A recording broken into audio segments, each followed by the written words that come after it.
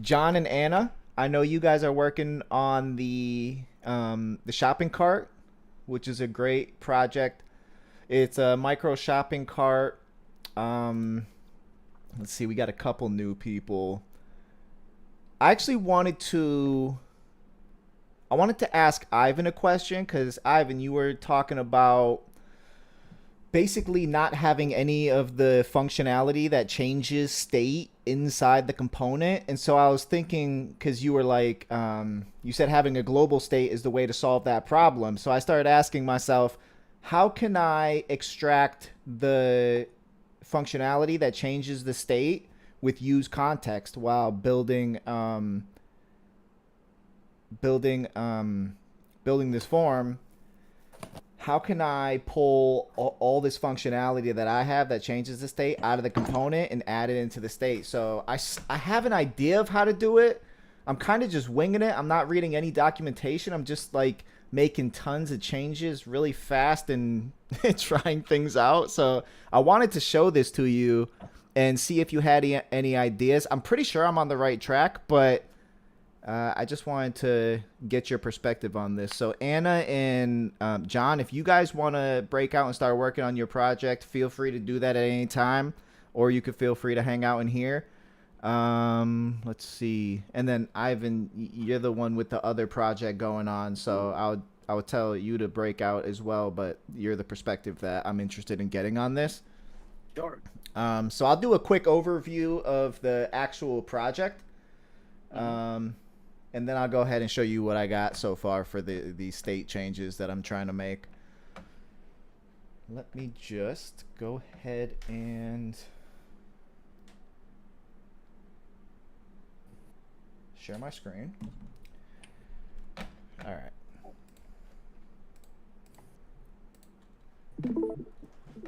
So for those who are new, I just shared my screen. You can see we're all in the co-working space. Feel free to just double click on my name and my screen should pop up for you. You can see what I got going on over here.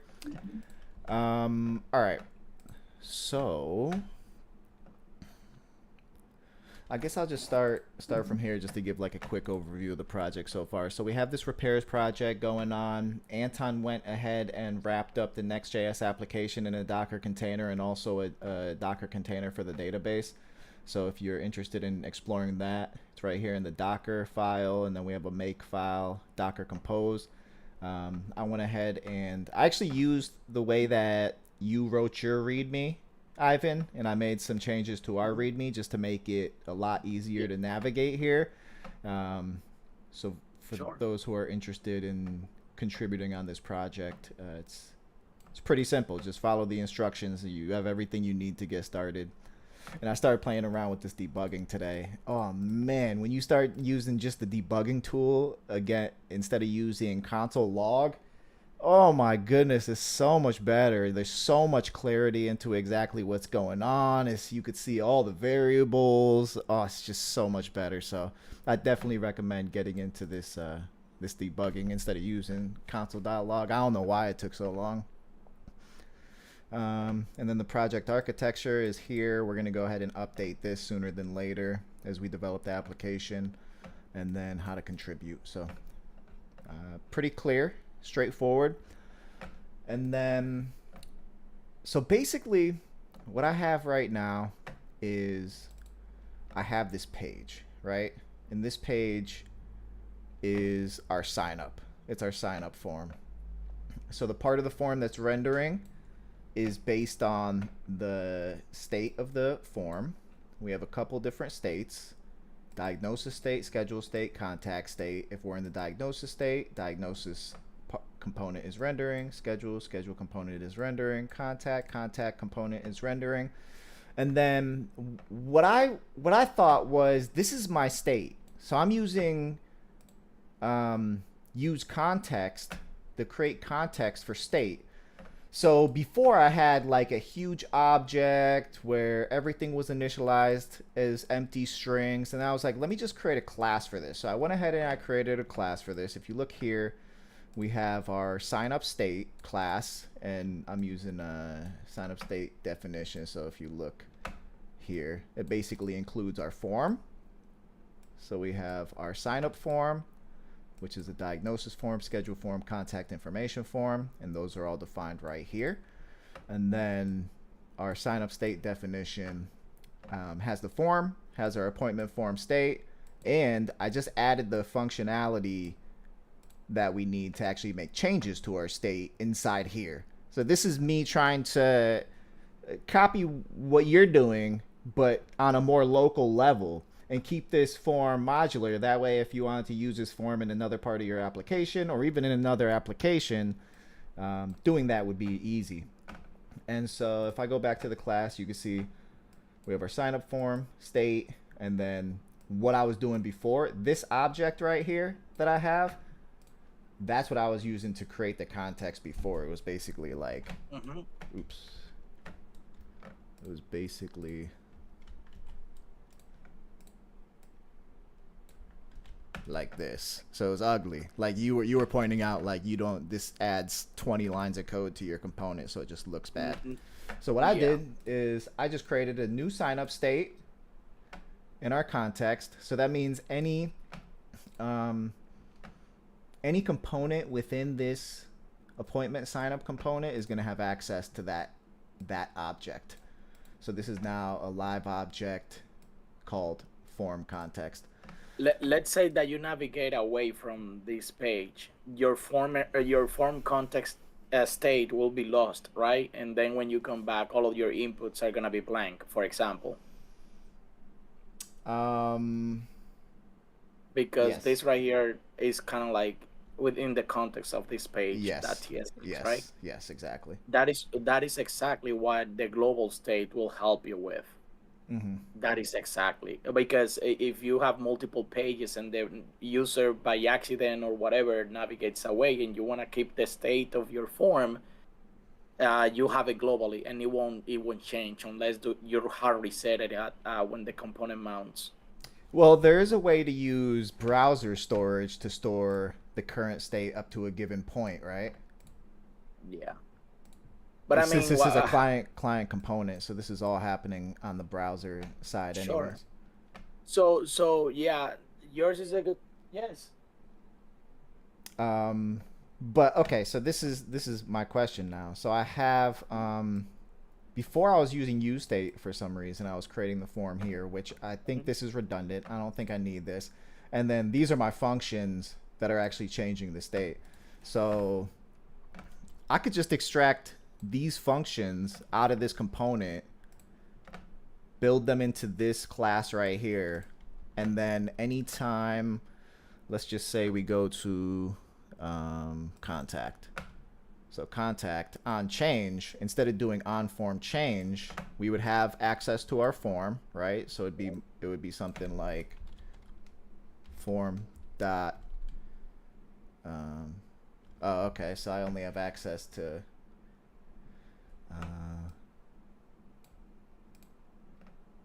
Okay, so I can't just pass in the form. I have to pass in the entire state, essentially, which would be. Oh, okay. So in that case, I'm passing the other functions. So on form change, yeah, okay, so I got this right. So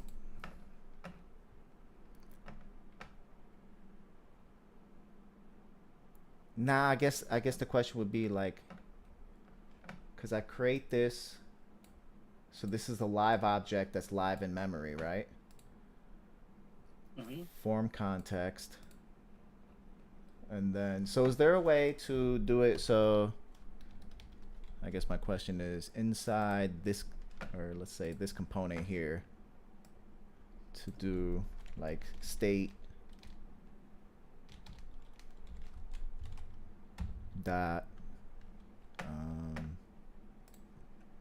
on form change, or yeah, on form change.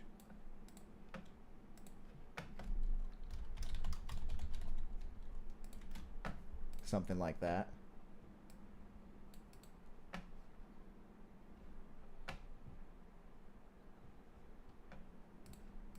Show me the state again. The state of where are you getting the state from? This is the class. So basically, I'm creating the state right here. I'm creating a context right here. This context contains this entire state. So the form, the appointment form state, and it should contain these functions right here. Right now they're empty functions. I haven't added it yet. So this form context should contain all of that. So if I go here and I use context, I could extract any of those out of that object, right? So I could just do something like this and take the whole thing, and then that way down here, state on form change. Okay.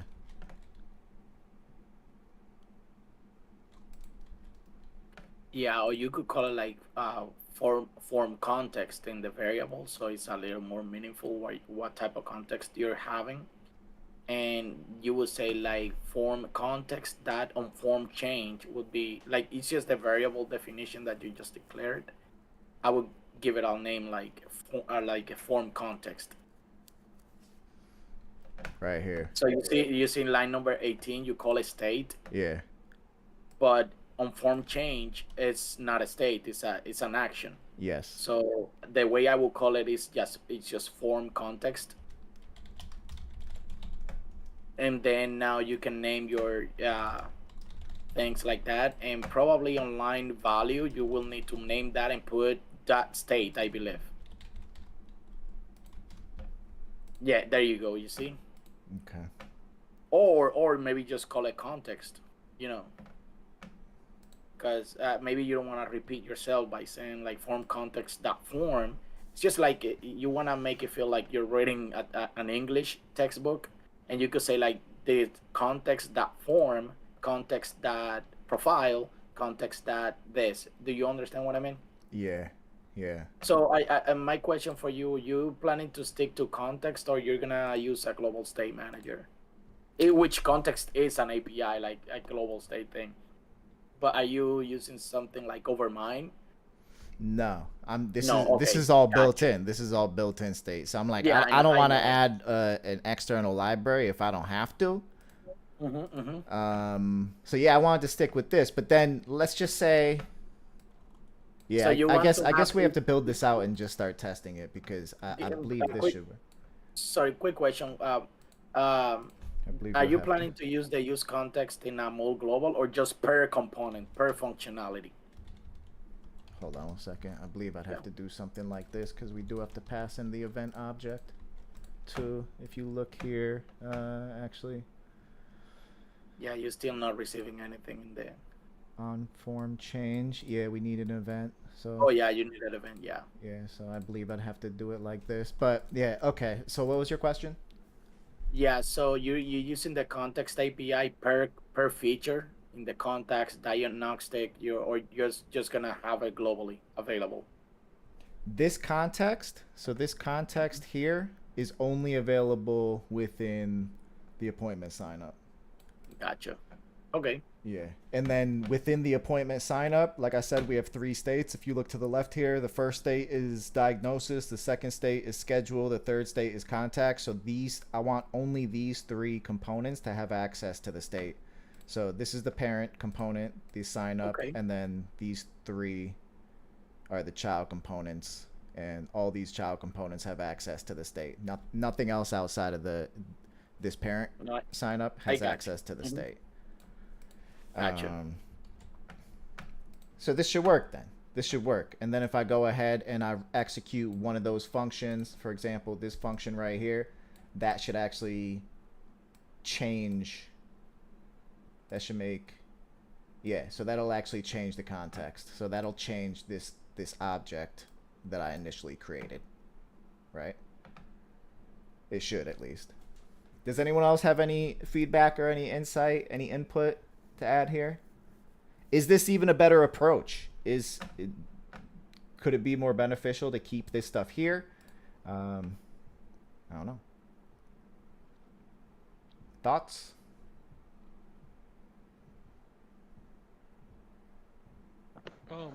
If you want to follow division of responsibility, then, for instance, schedule would have all the functionality that schedule needs, and then only the master page would be able to access all the stuff below it. Schedule. You mean the schedule part of the form? Yeah. This here. I have a Oh. long time. I have a long time. I don't work with classes, so I'm a little limited. It's not that I'm not familiar with JavaScript classes. I know this is kind of like just not doing it functional, but yeah, I have a long time. I don't work with classes All right. in Well, JS. what I'm gonna do is I'm gonna go for it. I'm gonna go ahead and I'm gonna extract these functions out of this component. Since these are actions that change the state, I want these actions to live with the state. So I'm gonna go ahead and try it out. Try to get it to work. That's what I'm gonna work on tonight. Anyone who wants to work with me, feel free to stay in this room and work with me. Ivan, you want to go ahead and share your project? If anyone wants to work with you, you could just give them like a Yeah, of quick course. overview. Let me just share my screen.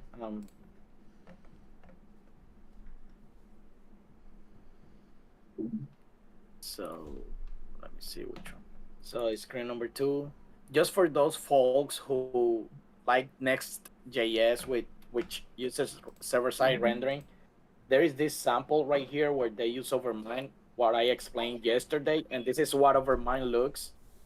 You just create in Overmind, you create what I showed you yesterday, like a config file, and this config file will have your actions and your effects and your states.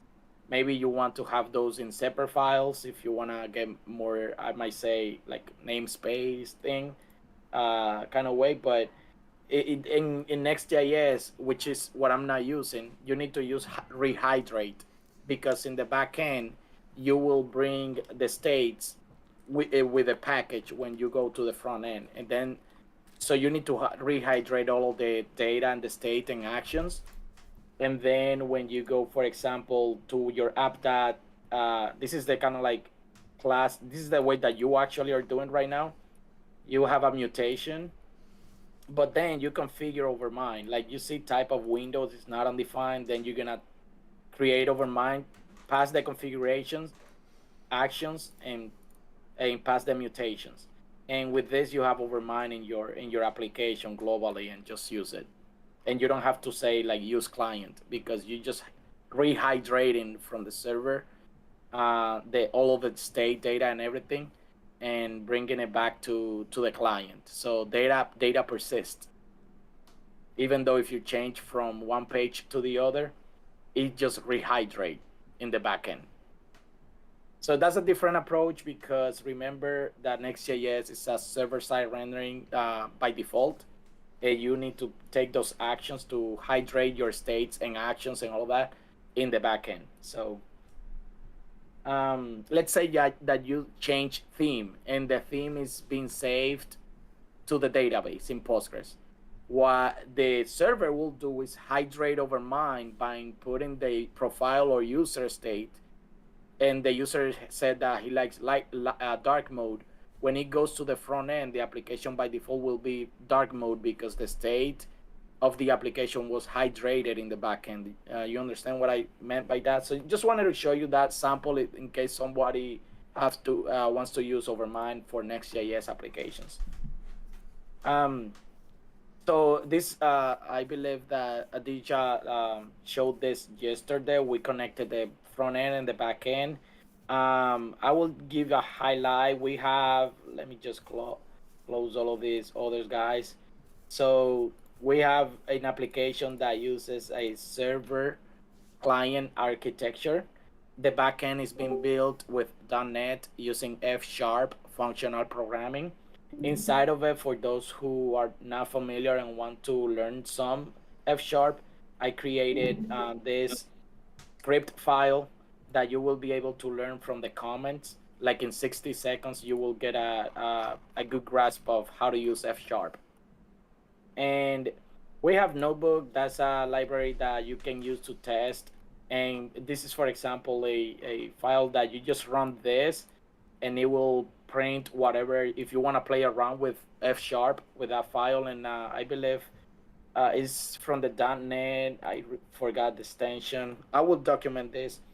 Is from the .NET extension package. It includes the thing that you can use to run this project, and you can keep adding functions and blah blah blah. Um, So is this F sharp interpreted? yes, I think it is .NET Interpreter because you can run a C sharp, F sharp, HTML, JavaScript, and so for example, let's say that I want to create a new code right here, and here I just want to test my HTML scripts, and I can just go ahead and start uh, and H1, and now I can just run this, and it will show me what I'll Sweet. put in the page. So that I believe that is called .NET Notebook. Let me see if it's this one right here. So Polyglot Notebook. That's an extension Yeah, that in makes VS Code. sense. And with Polyglot is anywhere two or more languages are blended together. That comes yeah, from so you can run linguistics. yeah, you can run Python, R, SQL, statements, JavaScript, PowerShell, F sharp, C sharp, you name it. Mermaid is this thing where you can just create your schemas this way, and just it will be mapped automatically just by semicolon or arrows, and you can actually say, like, you can structure your whole schema. But just for those type of schemas, I created this new file. This is draw.io. I don't know if you've heard about it. You install the extension, and you have a bunch of things that you can do to create your schema, document, add a table, say how you want to structure your database. And this is something I've been working today to kind of like have an idea before I create anything, how I want the structure of my data to look like, relations and everything.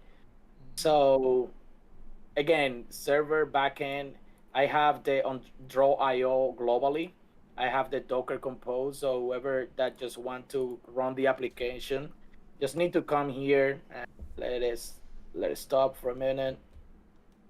Uh, I have to put also in the document that we're running the server in the port 3000 and the backend in the port 5000.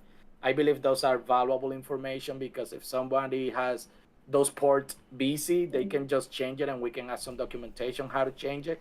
We just need to tell them, like, please do not commit this to GitHub, because then every it's gonna fail for every developer that is configured to have 5000 in the computer. So maybe you can choose another port, like a very weird port, like 5057, so we make sure that nobody's gonna match that. I think that's a good idea. But whoever is coming to the project just need to git clone the project. I'll share the link later. It's in the README file too. But once you download it, you just go to the folder, and from the root, you just have to say Docker. Of course, you need to have Docker running, build, and it's just gonna build the project. I believe mine is cached right now, so it's gonna go super fast. It's super fast anyway, so it usually doesn't take more than, like, let's say 50 seconds, but it might just be busy over time. It took longer now because I was adding Docker. I was adding. I'm sorry. I was adding Postgres, and now I just have to say, for example, Docker compose up, and that's gonna open the front end. Pulling up the database right there is the first time that I configure. I hadn't run it before. It's the first time, so I'm just trying with you live right here. Postgres. Just call it momentum databases. So while that loads, I want to show what I did. I prefixed every service with momentum because that's the name of the application. So we have momentum client, momentum backend, which I like better API, but hey, it's already like that. So let's leave it like that. Let's hope that everybody understands. I have a question because I don't really understand Docker too well. I'm learning it a little bit by having to interact with it now, but our Docker setup has a make file with all the commands, and we're running make commands, whereas yours doesn't. Why is that? What's the difference? No, Jim. It was me who created that make file Yeah. for everyone to like use it from scratch without any additional mess. So it makes using Docker easier to have a make file. Like it makes everything easier to when you have make file. Make file, it's a utility in like Linux actually that helps you to set up aliases for all the commands that you want. So it could be not only Docker or Docker Compose, it could be everything. But usually you have so many different Docker and Docker Compose commands to run that you can just forget something, how it's spell or something like that. And for newcomers to Docker, it's impossible to memorize everything. That's why I prefer to use makefiles. So like it's usually easier for newcomers to run make init than Docker Compose -d up build, then Docker Compose -v up and like several more commands in a row. You just type make init and everything works. Got you. So it allows you to combine Docker commands. Like not only Docker but any commands, but Yeah. like Okay. with Docker it works perfectly because you need to have so many commands like using that. Yeah, that's why you can, of course, you can use that without makefile. If you just dig into that makefile, you will see that under every alias there is a specific command or several commands that is like running at the background. Yeah. So if Ivan added a make file to his project, what would be the big difference? I don't know, like what are usual commands that is used on this project, so I can't say. I believe it will be as I see Docker Compose, so it won't be like direct usage of Docker commands. It will be Docker Compose commands. So it will be Docker Compose build, Docker Compose up, Docker Compose down, maybe Docker Compose exec, just to jump into container, like specific container. It could be some kind of restart when you combine Docker Compose down and up. So like it depends on usual things that people use on this or that project. Yeah. So you There basically is no, have like, to know a few Docker commands essentially, but it doesn't sound too challenging. yeah, of course, but like if you are just don't familiar with Docker at all, and you need to like to memorize lots of commands and not like simple commands, but lots of different flags to that commands, because like one command with different flags could behave like really different. For example, you could Docker Compose down and do the same with -v, and like the first one will just shut down containers and that's all, and the second one will shut down containers plus deletes all volumes, so you will lose all your database data, for example. And like it's the same command, just one little flag. Yeah. Okay. So basically, right now, the way that the Momentum project is set up, it's going to be easier for people who are more familiar with Docker to begin contributing. If Ivan went ahead and added a make file, it would make his project more accessible to people who are not yet familiar with Docker, but also give them an opportunity to learn Docker. Okay. Like, Gotcha. For me, for example, I will just open a Docker file. Here, I see it here. I will open Docker Compose file, and for me it will be enough to figure out what is going on here on this project, what I need to start, or how it's going. So if for me it will be pretty easy, but I'm familiar with Docker. But for a newcomer, they just won't do anything because they don't know Even what to so, do. sorry. Even if you tell people like in the instructions, like, hey, download Docker, and then just clone the repo, run Docker compose build, and done Docker compose up. Do you think This that's way gonna be it could work. Yeah. This way okay? it could work. Yeah, but Gotcha. just okay. We have here Docker Compose build and Docker Compose up. That's all. So like, where is Docker Compose down, for example?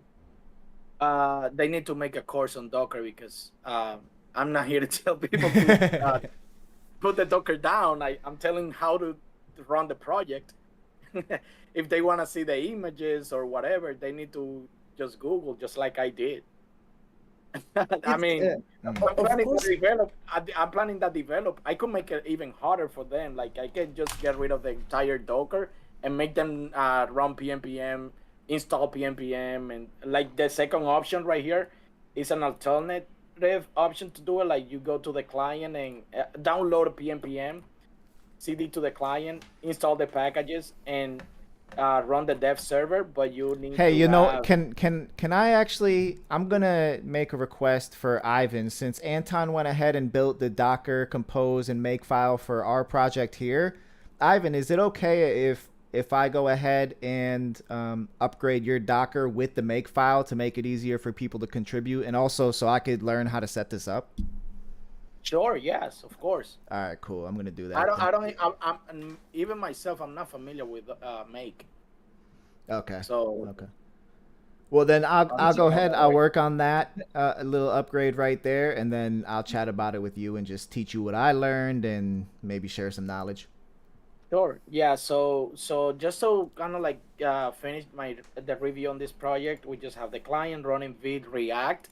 We have the backend with where it's gonna run the Docker file that belongs to that folder, which is right there in the backend, and it's gonna run on port 5000. If you have it busy, you might change it to another port, setting up environment to be development, and just rebuild on every change that we make. This didn't work for Aditya on Mac. I don't know why. We don't know why. But then we just have the Postgres database, and that's going to create a container in the main folder. As you can see, mine, you don't want to commit that to GitHub because it's gonna have more than 1,000 files. But basically, it's because you want to keep your data, so when you restart or you take down the containers or the image or whatever, you want the data to persist. So this is going to allow you to have the data that you have created before stay local in your machine, and whenever you run this project, you're not gonna be back to zero. And exposing the port 5432 for um and I wanted to have like an announcement. Let me see. So I was working on creating also the logo because I'm a very visual person. I like to have things, and this is what I came with. Not a designer, but I was like thinking that a J and a J like backward, like upward, a normal J and another J and an I will form an M, and it's gonna look like a route, like streets I love with it. little things. So I love put it. a couple of meanings to the, and in the end, this is the M for momentum. So I don't know. I wanna give it a feel like an application already, What's and that other just one let's you got work it. down there? Huh? Bottom left? Is that the same one? One? This one? Yeah. That's the one you're Yeah, showing? it's the same one. This is Oh, the okay. same page. Gotcha, So gotcha. what I did is exported this because they want me to pay. I just took it to background, remove background. I removed the background from that image, and then I went and said like PNG to SVG. Mm. And the reason why I did that is because in my React application I want to be able to change the color if it's in dark mode, or change the color if it's in light mode, or maybe just change this so when we have Pride Day we put multiple colors in the logo. And as a result, I have this public SVG. Now I just added a class to every single path, and each path of those is a letter that I from the. So let me see.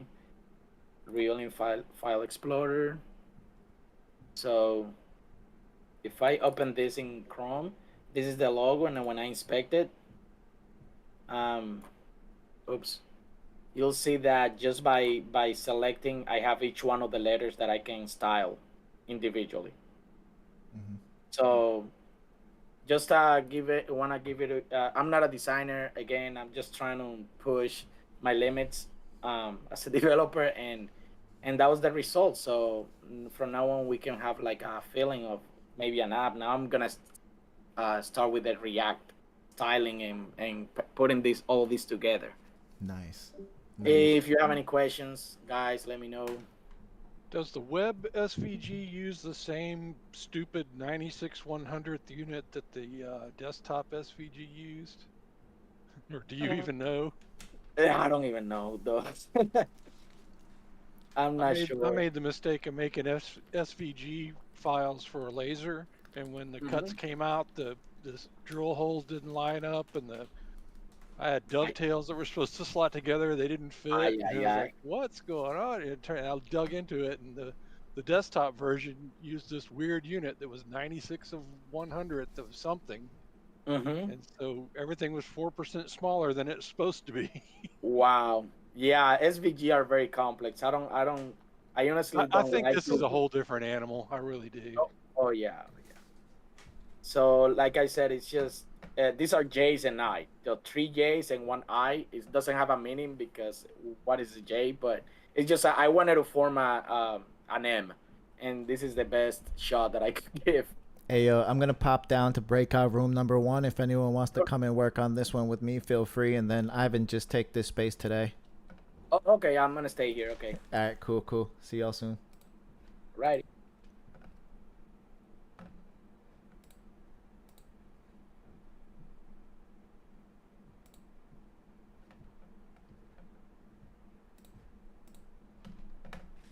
What's up? Hanging with you today. Cool. I just posted the link if you want to hop into the code editor. I don't know if you want to work with me on this class thing. I'm pretty. I don't know exactly how it's gonna work. I hope it works. I'm just gonna extract these functions, but there is something else that I think, actually, I know you're capable of. That you might be interested in working on. Let me see. Leaflet, I think it's called. Have you ever used Leaflet? Never heard of it. So, am I sharing my screen? There All right. you are. So Leaflet is basically like Google Maps, but it's free, and it has all the same functionality. So basically, were you here for the days I was talking about the admin map? Mm-hmm. Okay, so basically we need a map. We need the map first. Once the map is actually showing up, then there's a couple. Like if we look at the docs, one of them is polygon. So we need to create polygons. It's showing how to create one polygon, but we actually have to create a polygon for every zip code that's showing up in the map. And then this is going to be easier to use anyways, because then I'm not worried about sharing my API key for a free API, you know? Which could become a non-free one any minute. Yeah. True. Hey, better free for now than Google's taking your money eventually. Yeah, so adding the polygons. And then if you look at, let me just close all this UI stuff and get to, all right, so we have zip data. So these are shape files, I believe. And these shape files, Aditya was saying that the shape files work in congruence with the other files. I don't know exactly what he meant by that, but I guess the main one either. is the shape file, and this shape file is binary or uses an unsupported text encoding. That's totally fine. I wonder what it looks like. Just binary. Okay. Yeah, so this contains the coordinates that draw the polygons, essentially. But I believe that you have to use maybe like one of these other files to actually like target the correct ones, and I think this shape file needs to be filtered.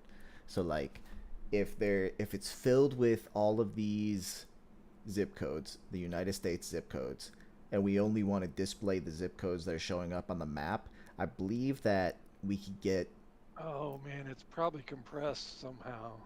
yes.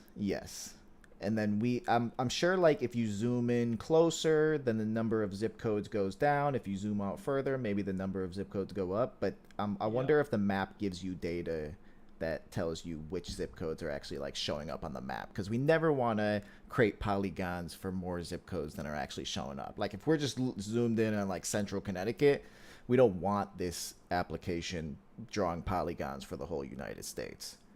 Yeah, You know, it's got to have some dynamics to it. yeah. And then so that's one thing. And then once we have the polygons,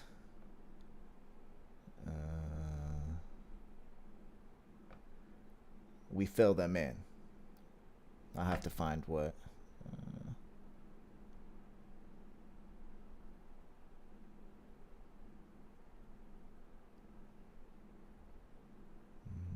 Maybe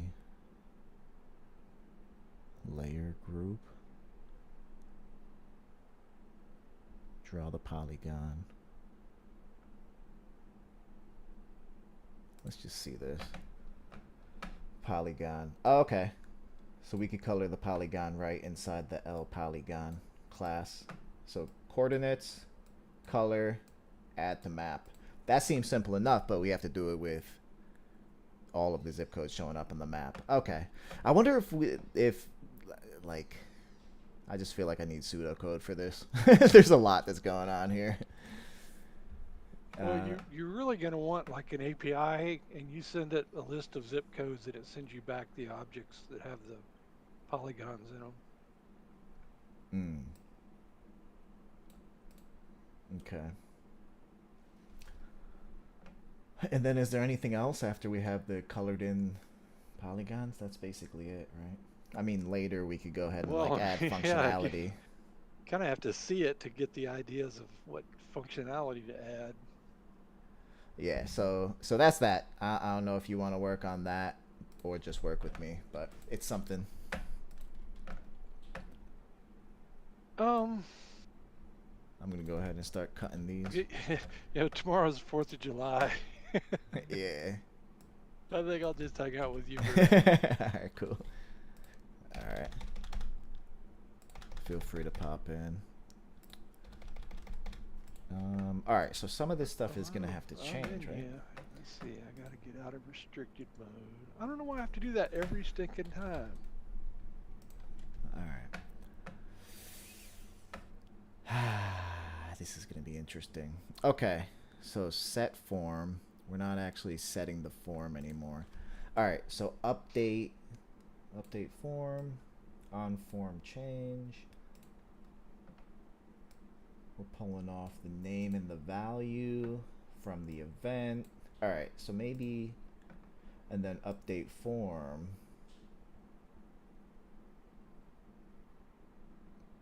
Let's see. Let's run a couple tests. You might think about, instead of update form, maybe navigate.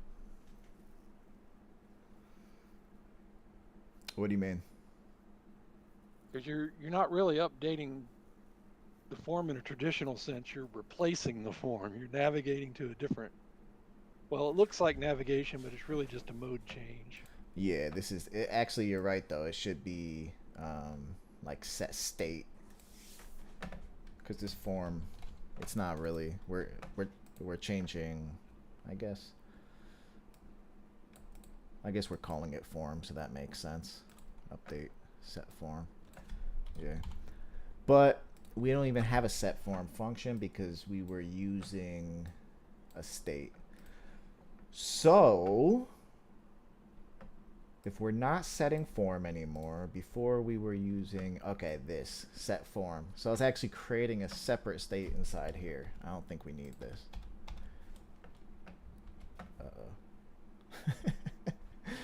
I think I could do const form context equals use context.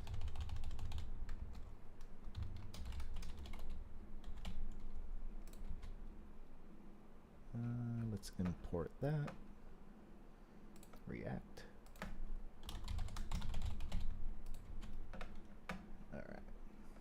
All right, so now we have the form context. So we have access to the form.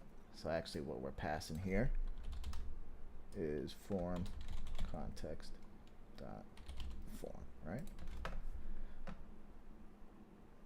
Sign up state definition, use context.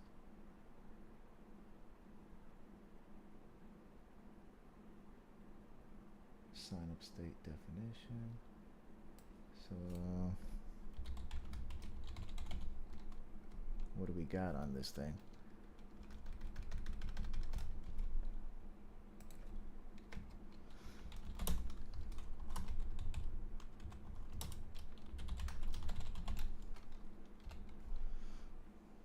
Can I pull the form right off? Okay. So I could pull. All right, so we have our context. I should be able to write form context right there, though.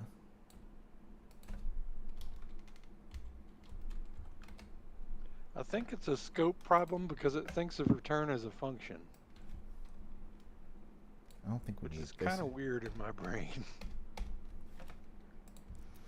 As scope as a function? What do you mean? Because return starts with a parentheses, and that's how you define functions in most languages. Where's the return, you're saying? Oh, right here. Just one line down, yeah. And everything inside there, all that red, is referring to something outside the return block. Yeah. Did you mean on change? So on form change, I believe if we did, there we go. And then, so set appointment form state, we don't need this anymore. But we do need a way inside here to set the appointment form state. So, okay, this is something I've actually come in contact with a lot of times where it's like, when I see someone create a new class, sometimes I see them create a getter and a setter for every property. Have you seen that before? Yes, that's a classic pattern in OOP. Okay. You could tell how, okay. Get appointment. It's such a drag that in Visual Studio, you can set it to where all you have to say is, here's a property name, and it knows the type, and it builds all that crap for you. So is that it? Is it as simple as that? Yeah, there's got to be... Is it seriously that simple?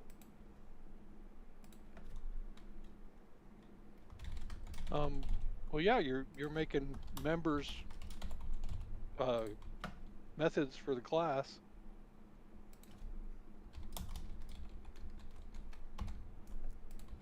And, you know, standard OOP says that anything that can access a class instantiation can access the methods.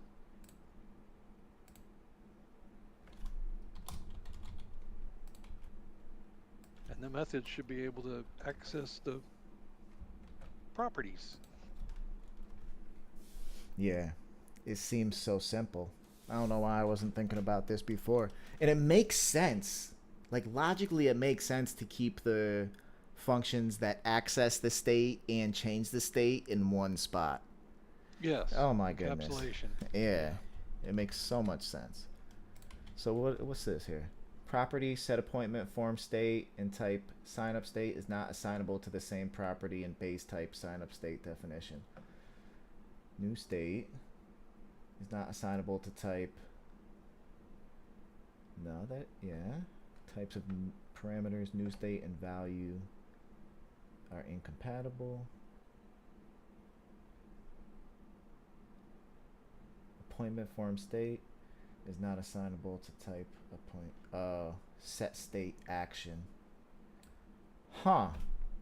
Okay.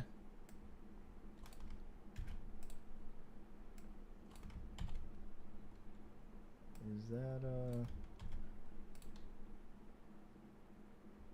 where is this? Set state action. Where are we getting this from? I have no idea. It won't even let me. Yeah, because it's not actually an action, right? Because the value that's being passed in is going to be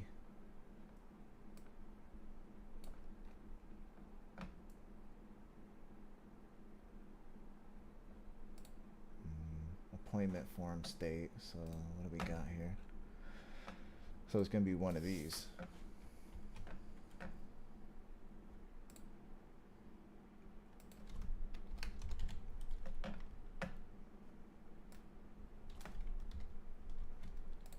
Alright, so let's see, just while we're working with it. So this is essentially an integer though, at the end of the day, right? Well, it sets up an equivalence, yeah. Yeah. So So what you if I can start? refer to one and get the other.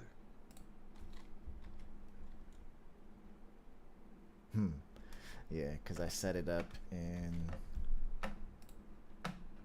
here. Appointment form state. So this is setting the type. That's good. That's how it's supposed to be.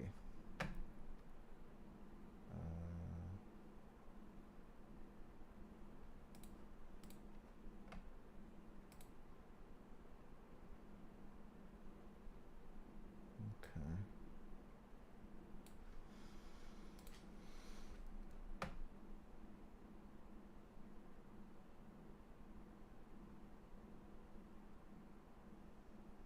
Oh, okay. I know what we gotta do here. We gotta change the function set appointment form state. So we used, here we go, set appointment form state. Before it was a React. This, okay. So now actually it's new state, which is an appointment form state, and it's returning an appointment form state.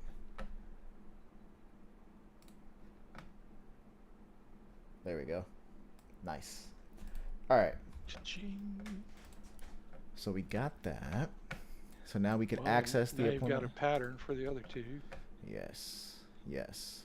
So, but I don't want to like, I'm not going to create like get email, set email, right? Is that too? No, that's Nah. going too far. Yeah, yeah. That really comes from OOP, where you might have 50 of the same object. So, yeah, and so you might update all the emails, so you could loop through all the objects and set the email for each one or something like that.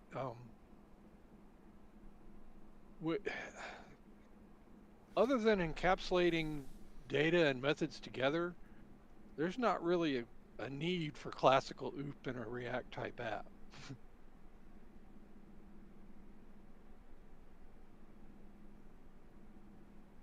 it makes it so much easier though. Yes. Well, yeah, that's what I'm saying. It's good for encapsulation, but a lot of the other reasons you might use object-oriented don't really apply to this. Yeah. Yeah, true. So 'Cause I wonder you're not what. going to make a whole bunch of these objects. You're going to make one and use it. Yes. Yes, exactly. And it's just going to be live in memory until we submit the form, right? Yeah. So, but should I do just update form? I feel like that maybe we should do update diagnosis, update schedule, and update contact, since there's a component for each one, so that you only have to use. In fact, Like I said, those should be encapsulated into their individual components because nothing outside needs to know about it or affect it. Should know about, yeah. So form should actually be. Should we do that? Where you could only access the form from inside the form. If we're building the actions to change the form, huh? Is that the way we would go about it? I'm not sure. I'm as new to TypeScript as you are, dude. I'm gonna keep it open for right now, but let me just take some notes.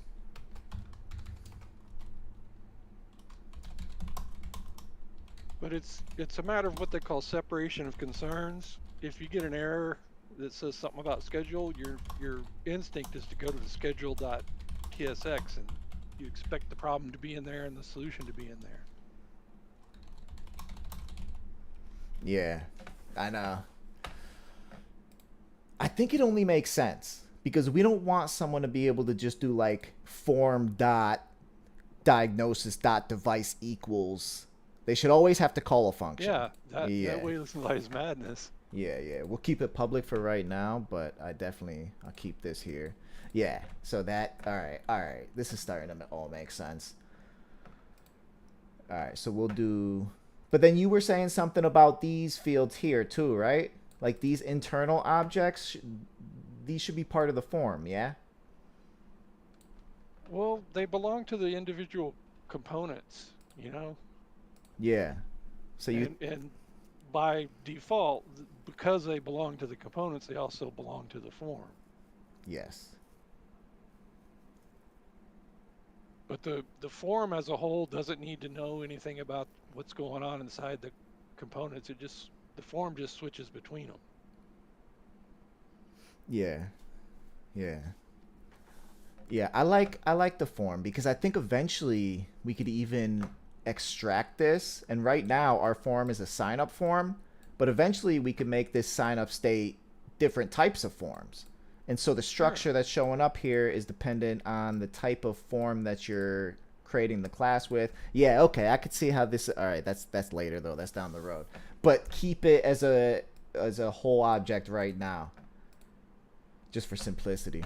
Yeah, you can. You know. I wonder if you can make these private too. No. All right, worth a shot, right?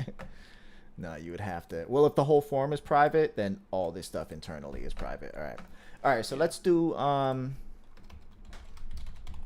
get diagnosis. Return this dot form dot diagnosis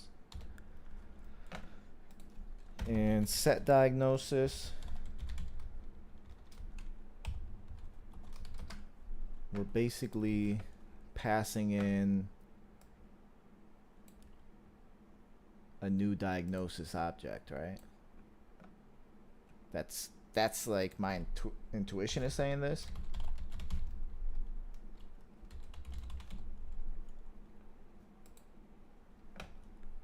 And then I wonder if inside types we have, yeah, so okay. Diagnosis. I'm not gonna call these form. That just seems so repetitive at this point. I don't even like that. That's too much. Diagnosis, schedule, contact. Simple. And then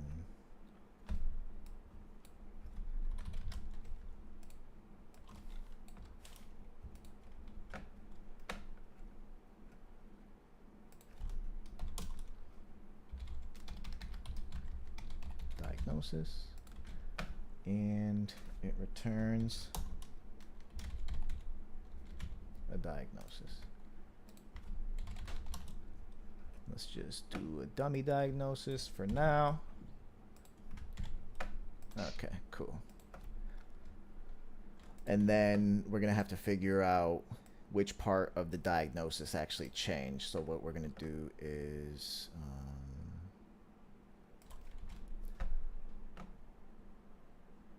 so I guess we have to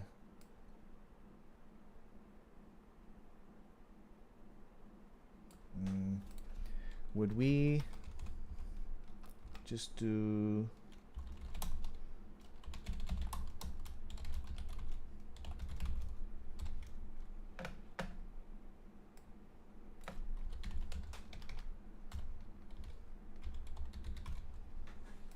this dot form dot diagnosis, and then instead of passing in the new diagnosis object, we just do whatever the field is. Key of diagnosis.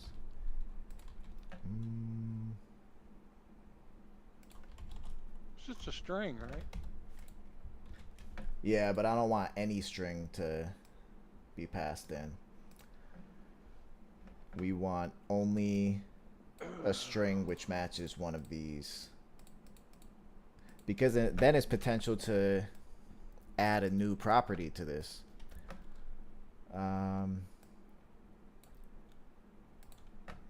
Pretty sure.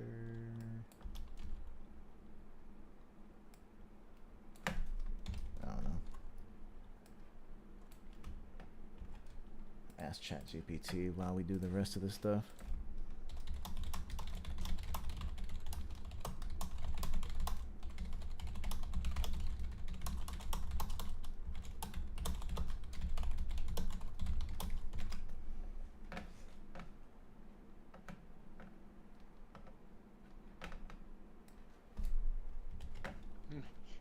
Did it make smoke come Did out? I freeze? I know, right? Did I freeze it?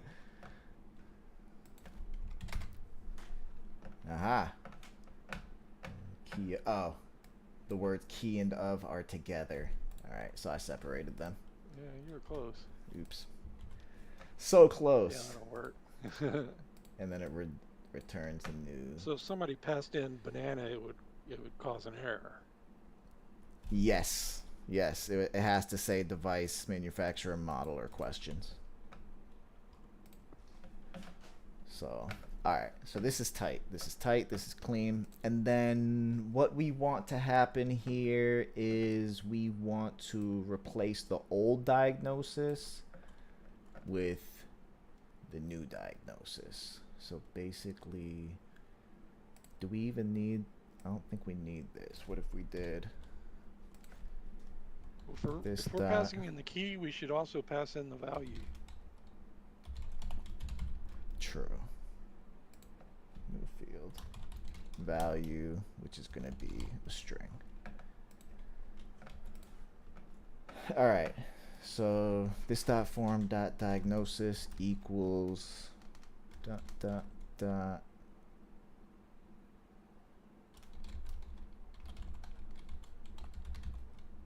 diagnosis, and then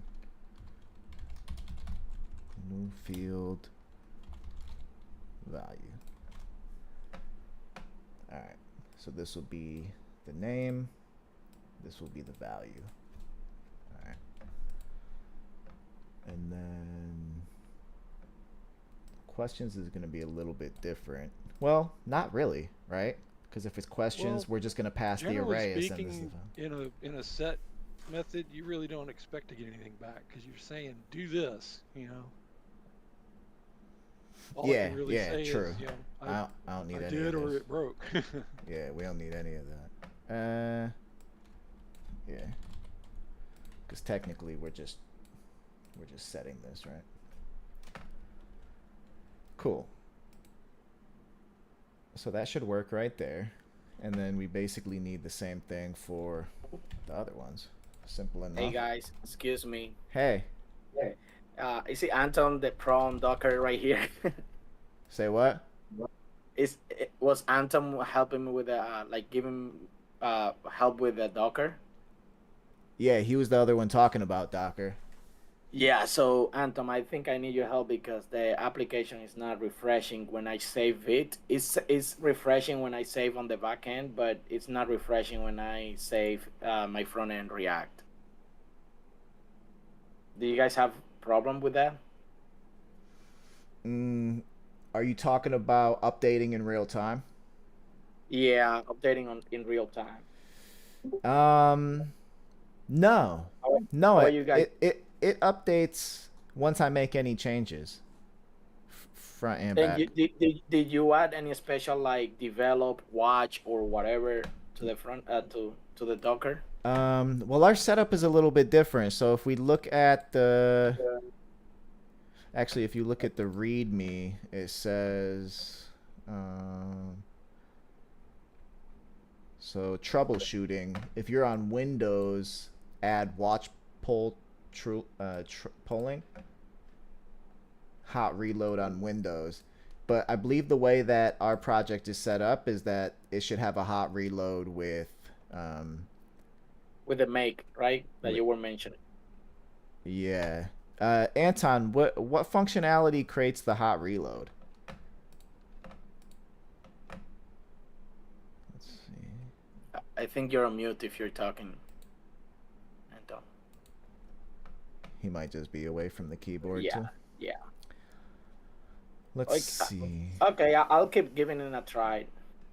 Well, let me see if because the functionality to create the hot reload exists here. It's just like, what is it? Oh, you have restart always. That's what I don't have. Restart always. Yeah, so maybe that's what I need to add in my thing. Okay. Yeah, and feel free to just explore the repo on GitHub as well, because it's all up there. Sure. Yeah. Just to kind of compare code or something. Sounds good. Thank you. Yep. All right, I'll be right back to the room. Thank you, guys. Yep. Tell Anton I'm facing that when he comes back. All right. Will do. Thank you. Yep. All right. So set diagnosis, duplicate function, implement. Oh, okay. So we're gonna do set schedule. Well, that feels really repetitive. Welcome to OOP. Yeah, that feels really repetitive. We should just do The difference is, get even form and though set form. using that key value system, any object will plug into that. That's the beauty of it. Yeah. But what I'm saying is like separating diagnosis, schedule, and we should just do get form and set form. That'll, because that ensures that there's only very specific logic, and otherwise we're writing the same code like 3 times, dude. You know, it'll be a little more challenging to write because we have an array nested within the object, so we have to write some custom functionality for that. Everything else is basically you're looking for the name, and then same thing, you're looking for the field that's actually changing.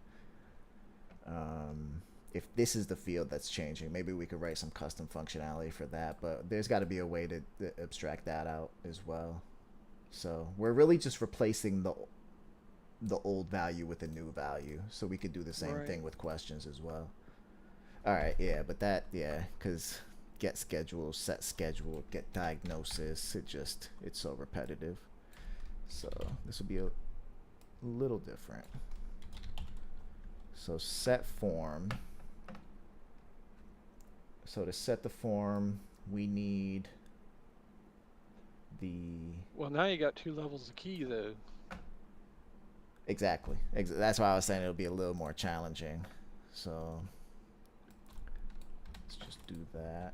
So now we have our main field. What do you want to call it? Like main field and subfield. So we need a main field, we need a subfield, and we need the value, basically. All right. So we could go ahead and say new main field. Or let's just say new main. Key of, what's this type? Sign up form. Key of sign up form. We need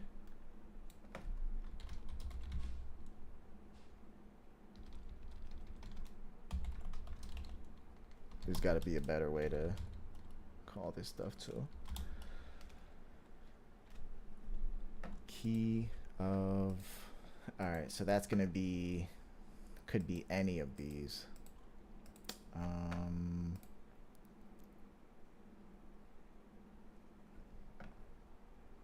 Key of,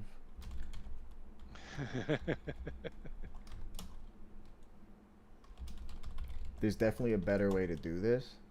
Yeah, 3 functions like you just erased. No, there's definitely another way. I believe you can create But the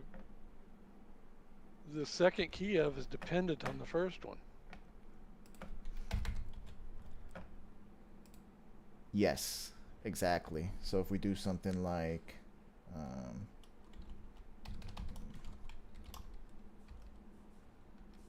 type, we could call it I'll just call it key form state for now. Yeah, because then we could just say it's key form state.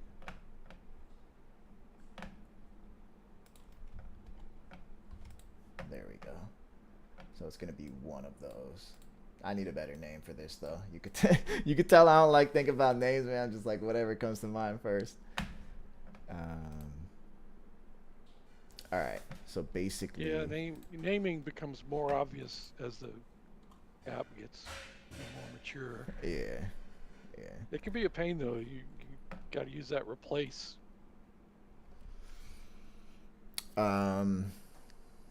Which replace? Like in the editor, because in a decent sized application, a name there might be 147 of them in there, and you want to just change them all at once, not go hunting for them. I know. I've looked at some type files, dude, and we have ours separated into errors and index right now. But I wonder, man. I wonder because some of those are hundreds and hundreds and hundreds of pages. I mean, lines of code, man. It's wild how many. But I actually don't see the problem with keeping files bigger. Like, I want to keep a file as big as I can until there's an obvious reason for it not to be that big. Especially if it's doing one thing. Once it starts doing more than one thing, you start thinking about it. But still, sometimes it's easier just to keep stuff together at first, you know?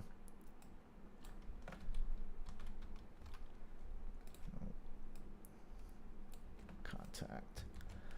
All right. So what do we got here? So this dot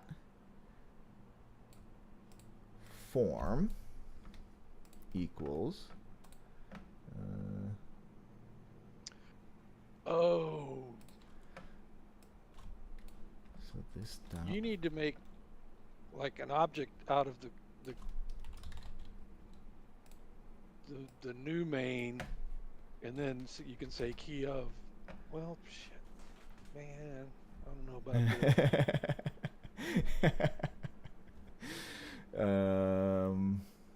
and then we could spread something, and then new sub, and then we also need the value, right? Well, I wonder if this that's is the whole point of this, is to put a value somewhere. Yeah, so this is either going to be a string or an array of questions. So, all right, there we go. And then, so what are we spreading here? We're spreading new main.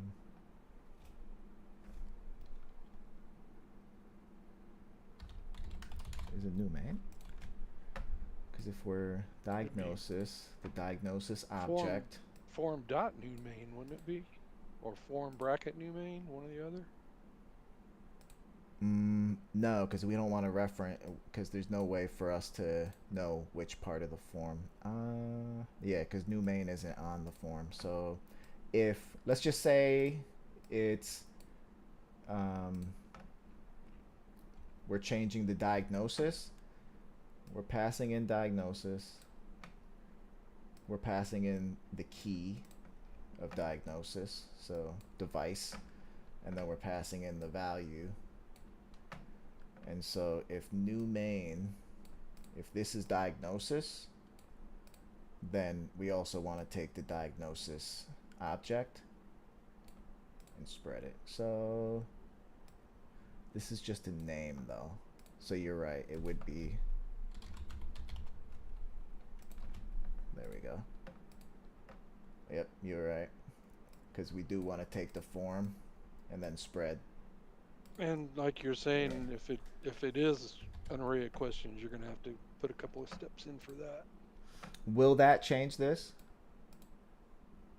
I don't think so, right?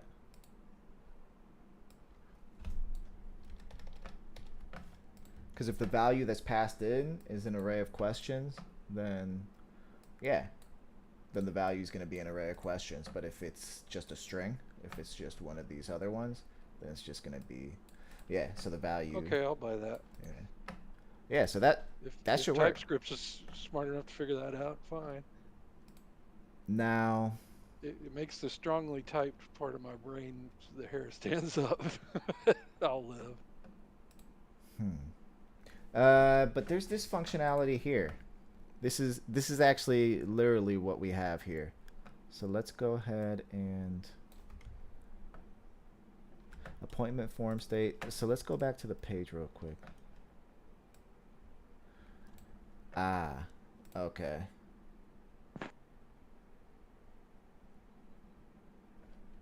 Key and appointment form state, key of sign up form. So yeah, I feel like we should use, I feel like that's let's see, what are we passing in here? Just name and value. I think that's what you just rewrote. It is, but does the state of the form matter anymore? I don't know if the state of the form matters. Because if you're passing in... Not to that function, it doesn't. Yeah. But then, yeah, so it's basically the same thing, but... Kind of gives me the willies, though, because you could write code for your schedule that changed the diagnosis somehow. Diagnosis, schedule, contact. Okay. So that should work here too, though. Hold on, say that again, Kev. Sorry, I was... With this schema, code in your schedule component could change data anywhere on the other ones. That just doesn't seem right to me. What do you mean? Like code in the schedule TSX could change data in the diagnosis. With this one here? You wouldn't normally write that, but if somebody did write that, it would just gladly do it. Well, I see what the difference is here. The big difference is this function requires one less parameter because these are not determined by an argument that's passed into the function. They're determined by the actual state of the form. The thing is, do we have... Yes. Yeah, okay. So we have access to the... Yeah, okay. So if we have access to the form state in here, that'll be better. Yeah, because then it will require less arguments. So we actually don't need this anymore. We could go ahead and just take this. Yeah, this is way better. Anything we can do to simplify it just a little bit, you know? Alright, now we need this. I don't think we need...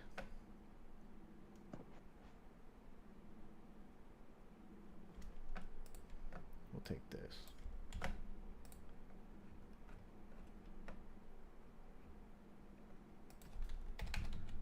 Alright, so I don't think we need this anymore. Okay. Appointment form state. Sign up state incorrectly implements. Property update questions is missing in sign up state. Update questions, but required in type sign up state definition. So sign up state definition, update questions. No, we haven't. Oh, we just have like tons of errors. Yeah. All right.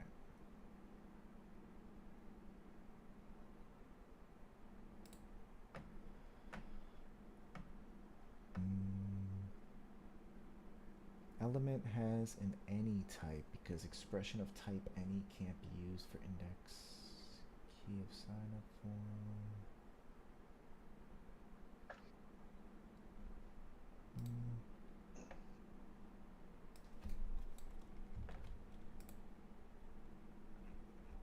Do we need this too? Oops.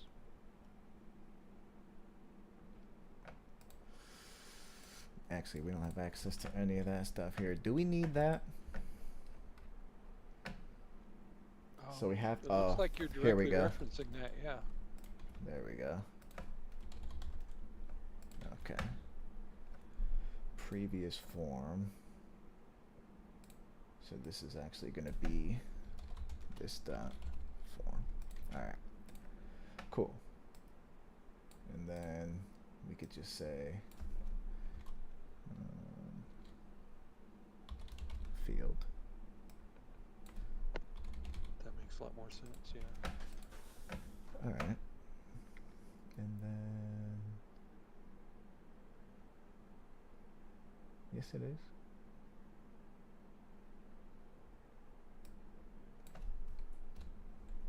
There we go. Cool.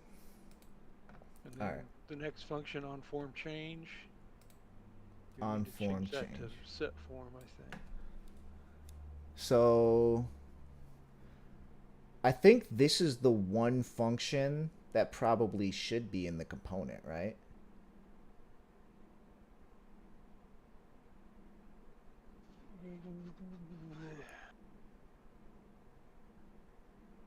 Because it's not really related to the state. It's more related to an action that's happening in our user interface, right? I don't know. Yes. It's responding to a click, basically. Yeah, it's responding to an action that only happens in our component. So, and then instead of doing this dot update form, we would do form context dot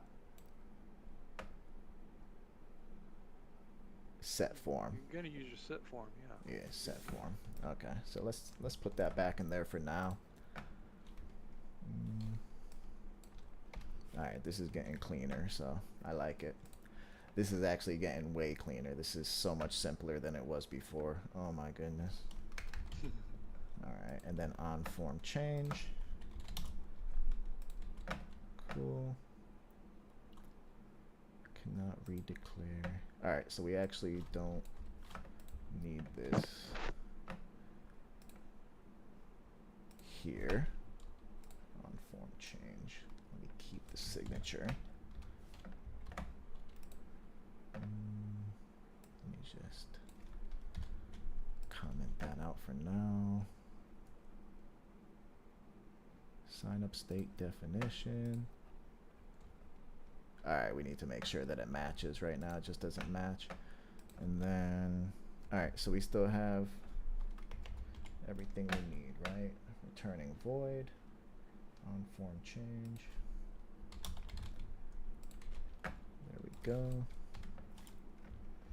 This dot update form. No, form context.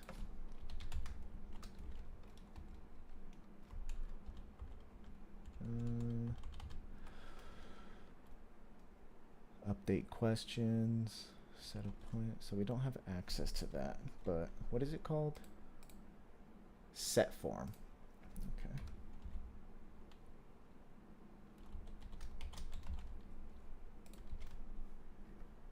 Does not exist. All right, so let's go back to the types really quickly. So we have get appointment form state. All right, so let's just go ahead and. But those are all methods of a class. But we still have to add them to the type definition.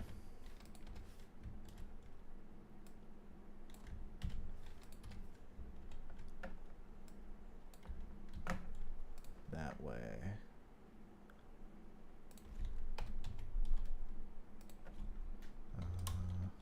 What are they returning? So appointment form state. So this is returning appointment form state.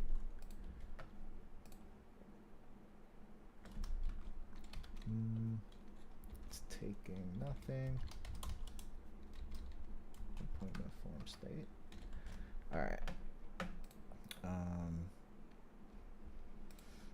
What do we got?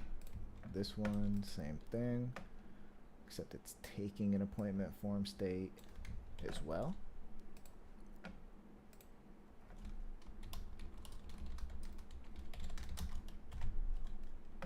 Oh, we already have that.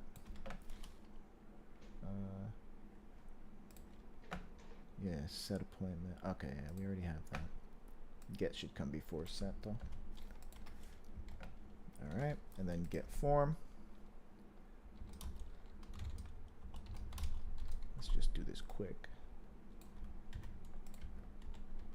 All right, so get form, set form, and then it should be matching. So we have get form is taking nothing and returning a sign up form.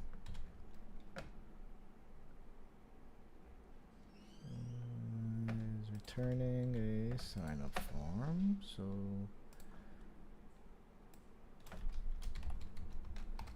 sign up form.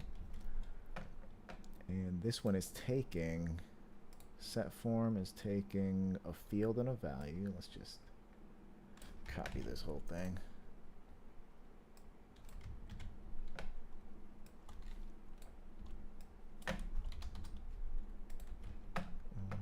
Oops.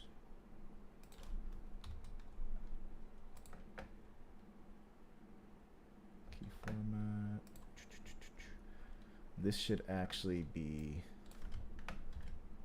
here anyways.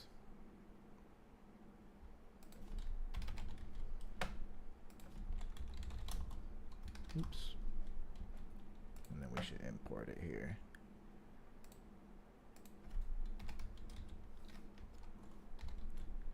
There we go. All right. Get form, set form, update questions. Get form, set form, update questions. That's a whole different function. All right, so now we have no errors. All right, perfect. So now we have no errors. We can get and set this here, and we could modify the form. So the only thing now is we want to modify the questions. I believe the functionality we have set up is good for the questions, so I don't even think we need to update questions, but maybe we'll come back and be like, let's put that back.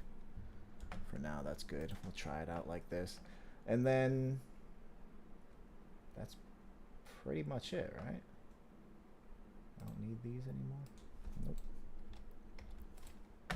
Get questions.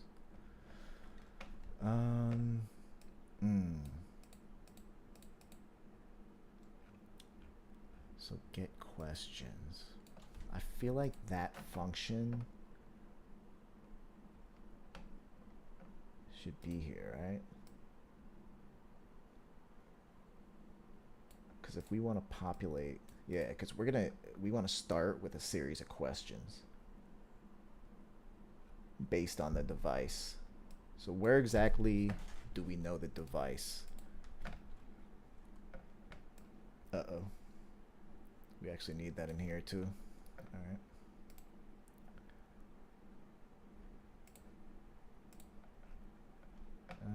All right, so since we need it in two places, we should probably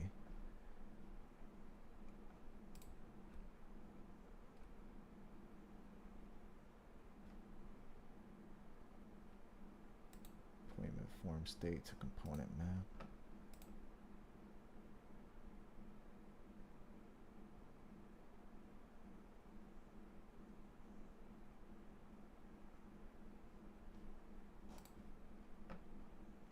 To component map. Where is that? Shit, did I delete that? Fuck.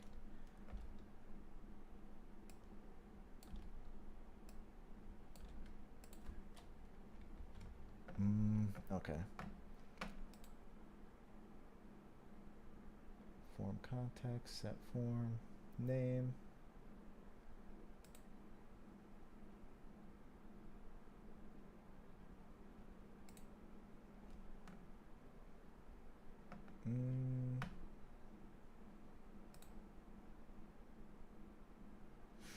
Type string is not assignable to type never.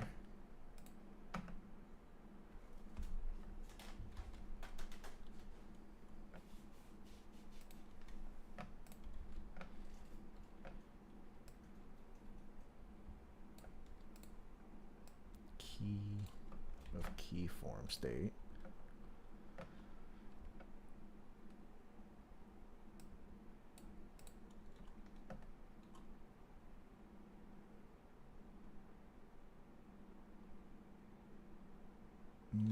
There's definitely going to be a target in E. So let me see what happens if we take this code away.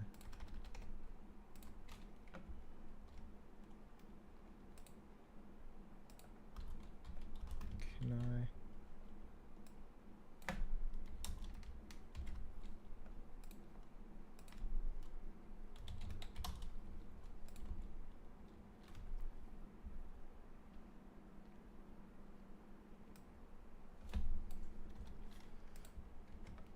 So, all right, so basically we're asking for a key form state, but this is a string. So can I do this?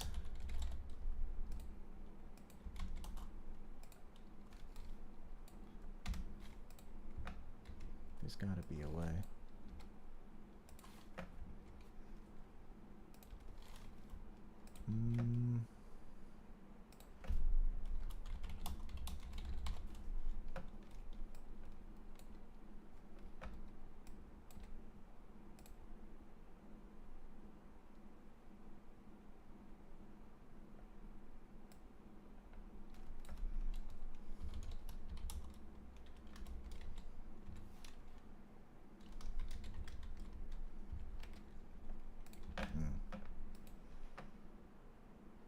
I wonder if there's a way we could set them at the same time, though. Like, actually extract them both off at the same time and just say, like, hey, I know this is a string, but pass it in as a key form state, which, that's fine.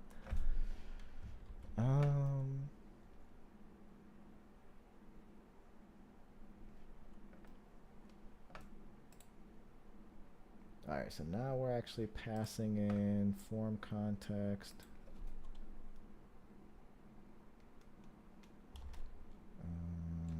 Set form.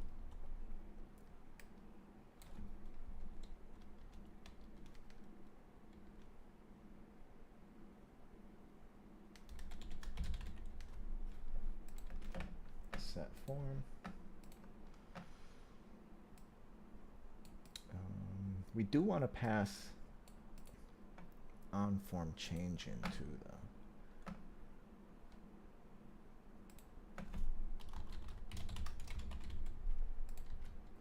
Update questions. No. Object literal. Okay, so we could only pass it in if, okay.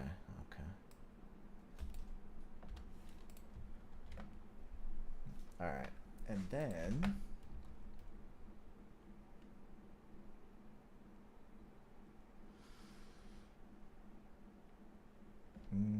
actually we don't even want to pass in that function, right?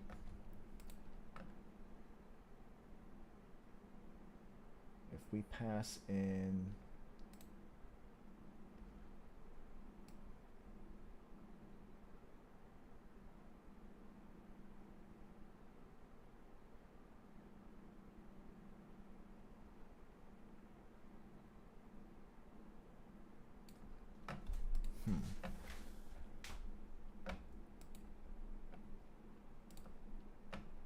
form context.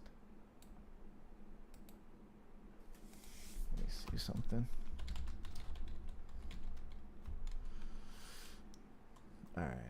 So we should be able to just pass in form context, right? Because that has everything we need.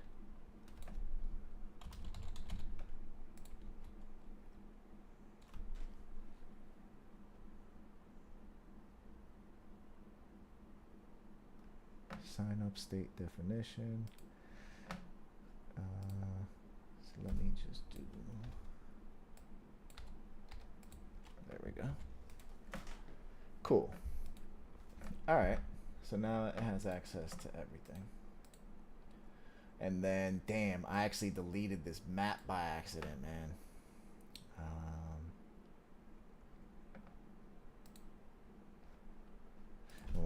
When I tried it out over here, so it was basically using the appointment form It was very state. similar to that. It just used enums.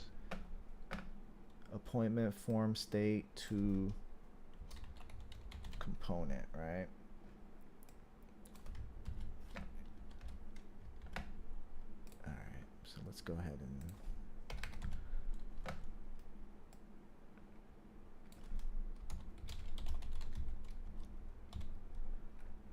let's import our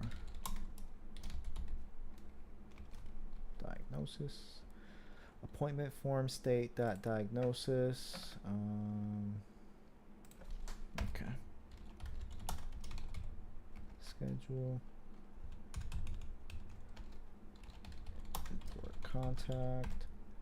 And then types. So we need our,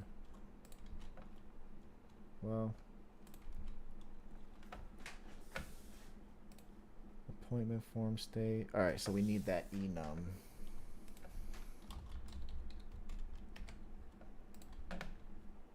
What's this? Type of computed property value is element, which is not assignable to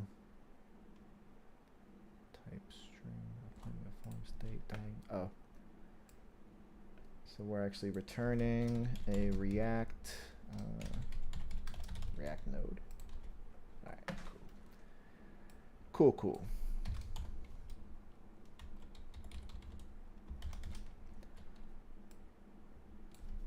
You ever make a change like this?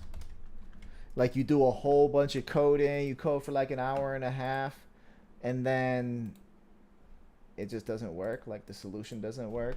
Only all the time. Oh man. All right, so this is closely related. It's usual thing, just all the time. Yeah. No worries. yeah. Of course. If it would like work properly from the scratch, it would be something strange. Yeah. All right, map. Cool. Yeah, I usually have to make 3 or 4 passes to correct just stupid spelling type mistakes. And then you get into the runtime. Yeah. I'm just like I just push through it. It's like the data structure algorithm competitions. I'll just start trying out like tons of different solutions, and then one or two of them start really sucking, and I'm like, I'm definitely not going down that path. And I can feel the one that makes the most sense. I call it a code smell. Every now and then you've written so much stuff and you just like, there's got to be a better way. Yeah. And there usually is. Oh, there's always a better way, I feel like. I mean, sometimes like for the easy problems, you don't need to write some O of 1 algorithm. You know, you could do even O of n squared is fine for something super simple. But there's more efficient ways to do them. I'd rather do it as efficient as possible as long as it's not taking up too much time. You know, if it's a big problem, then you really should be making it more efficient. Otherwise, it's just not going to work. Well,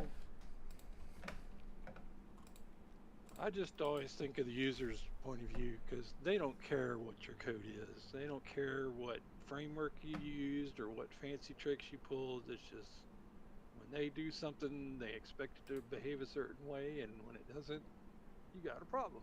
Yeah.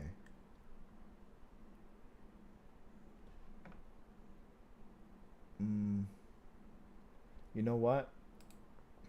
we're passing in the form context here. And we need to make this onForm change function accessible inside anyways. So maybe we should keep it here.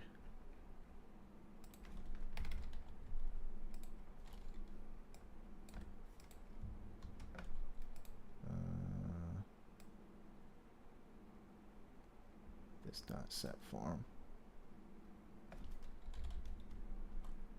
All right, and then we still got this issue. Cannot find name value. Oh yeah. I wonder if there's a way. Can't you just say e.target.value? Yeah. You just put that But inside your function call. yeah, that's what I was wondering. Is there a way to combine these? Because the only thing is, Well, I just need to. You are combining it, just one step at a time. I wonder if. Let me just ask The chat. user will never know the difference. I know. I'm just. Let me just ask.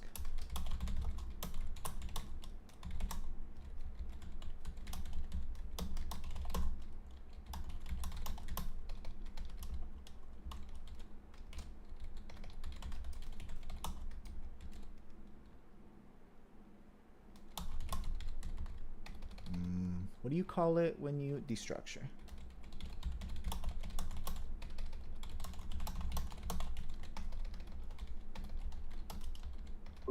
I believe it's key off or something like that. Yeah, that's what I'm doing right now. That's what I'm doing right now, but I want to destructure them together. I know it's a little something that's small, but I don't want them both to be key of form state. And so I was like, is there a way to... Oh. I believe you need to set that types when you inside the structure and brackets. Yeah. Inside the structure? Yep. I don't know for sure, but usually inside you here. put a type here inside. Yeah, inside the structure and brackets. Yeah, that's what I... Yeah, but you need a column. A column? Colon. A colon. Oh. Instead of Column. as. Yeah. Like in 70s line. See, field, column, key off. Yeah, but that's not working.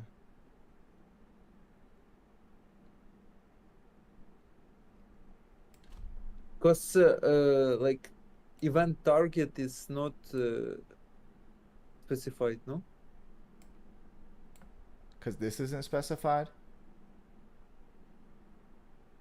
Inside, we don't know what is inside target. No. But if it's an input element or a select element, it's definitely gonna have a name and a value, right? Yep. And it's gonna have an e.target. Yeah, it should. But when we pull the name and the value off of e.target, they're coming as strings. And then I wanted to pass it into set form as the key of key form state. Set form, key of key form state, just so like a random string can't be passed in, you know? So we know that it's going to be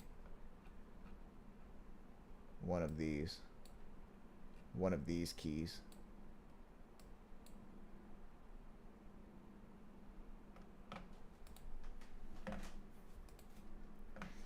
Let me see what they say. Set form. Oh, okay. That's okay. It's we were right, but not on the right line. Exactly. Well, this isn't working either. Without a column. As. Aha. Name is key of key form state. All right, perfect. So we got that. I thought that we could do that in destructuring, but yeah, destructuring without types and then just put a proper type when passing to form. Yeah. Yeah, I thought so too. Mm-hmm. But same thing. The main thing is just converting this to the type we need it to be when we pass it into this function. All right, cool. So, whoa. That's crazy to see. Form context. Do we even need this now? We don't need this. And we don't need this. You're referring to appointment form state, so you need that at least. Yes, that's the one we need here. I mean, you could do form context dot appointment form state, but that's kind of big. I love this. I love how much cleaner this looks now by just pulling everything state related out of it and keeping it here. Yeah, that's way better, man. Oh my goodness. Now let's see if it works. Actually, what we want to do also is when you get to the appointment form state, I wanted to know what device has been selected, which manufacturer has been selected, and what model has been selected. And so if you look at But that's kind of dynamic because each one depends on what choice you made in the previous. step before. Yes. So if you look at It's like a decision tree. basically, if you look at sign up devices. So on this last page, the model page, you can see that there's definitely a better way to do this. I know that for sure. But basically, I created a server action to pass devices to form. And I have some basically just hidden inputs where I pulled these off the params and I pass it to this function. There's got to be a better way to do this. Yeah, Yeah, especially JSON with from an that API. that hidden fields looks think like this is not it. not the best secure feature Yeah. ever. I don't feel right about it, but it works. Rome was not built in a day. True that. But yeah, so you can see that I pull that stuff off the form from the hidden fields, and then I pass it in as query parameters, and then I pull it off of. Well, the reason, because I had the form nested within all this, and I was like, let me get the form out of there and kind of just keep the form separate. How can I pass data from these pages, basically like what I would consider our SEO pages, to the form, so we already have that information. So there's definitely a better way. It works for now though, so let's just test this bad boy. What actually Endless red lines. update questions? We don't have that function anymore. We have set form.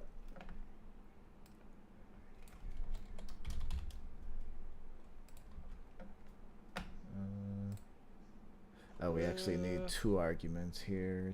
Expected 2 arguments, but got 1. So we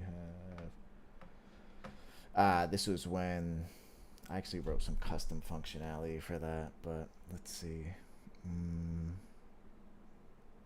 Question ID, answer, updated questions. All right, so actually, this was when I was accessing everything differently. So this would actually be. Though we did this so that we couldn't access the form. So I wonder if we should have something like updated questions.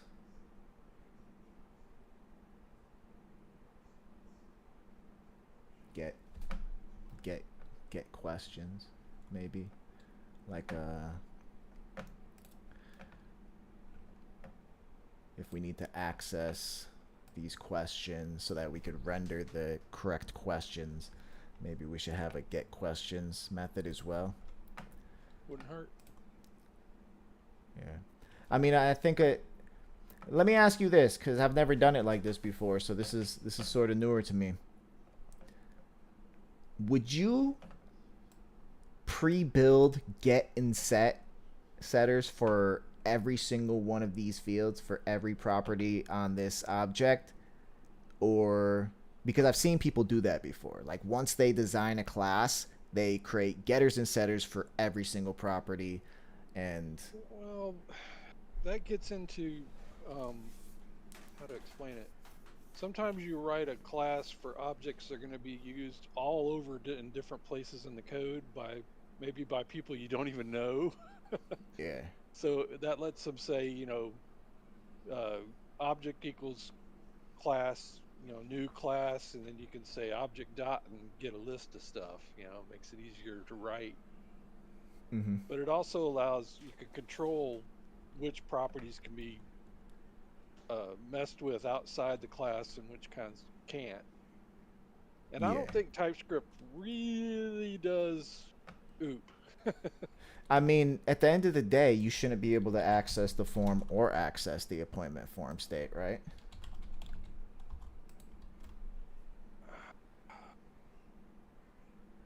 Not from outside the scope of that form, no. Private and type sign up state. Although, when you start talking about people logging in and security and stuff, that kind of violates all that, because you always need access to the user. Yes, but we don't want people, like the way that we have it set it up right now with like form.diagnosis.questions. We shouldn't be able to access this stuff. We should have, if we're going to build methods for some stuff, we should have methods for everything that we're going to do with this state, right? Map. So handle answer change. Yeah, a lot of this stuff needs to be changed. Ton of this stuff needs to be changed. Because if device ID, right now we're pulling the device manufacturer and model off of the URL, but it should be form context dot set device, set manufacturer, set model. Well, actually, it would be form context dot set form, and then you would pass in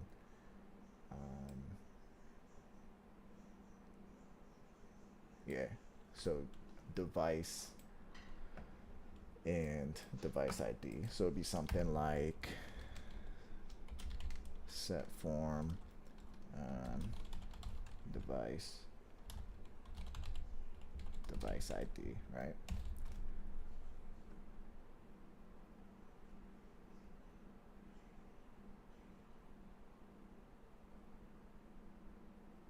This is, if you look at our class, so we have device. Do we have to do same thing here?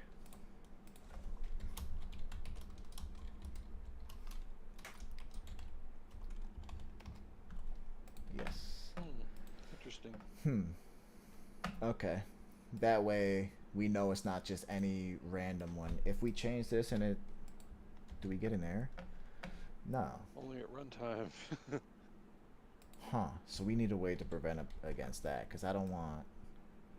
Yeah, because that's just, I don't feel right about that. I don't feel right about putting just. We gotta have. Because then what if you run this set form function in like multiple different places? You know what I'm saying? And then you're going to have it static and all the, yeah, you know what I'm saying? So we need to have one place to keep this value. I guess any num would be good for that, but okay, so we have. Well, that's kind of what you have. The keys of a defined object is an enum, basically. Let me just get this out. We could delete this.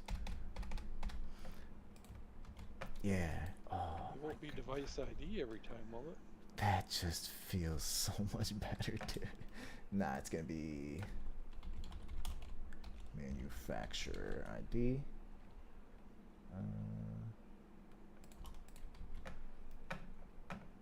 Manufacturer ID. But aren't you going to need 3 different if statements?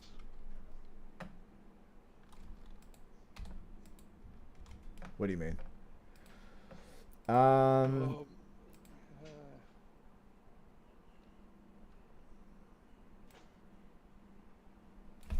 ID. If device ID, well, I guess you're right. You're right, right? I wonder if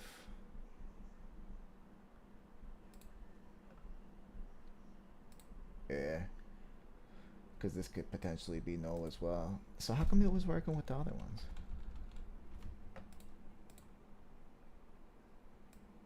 Huh.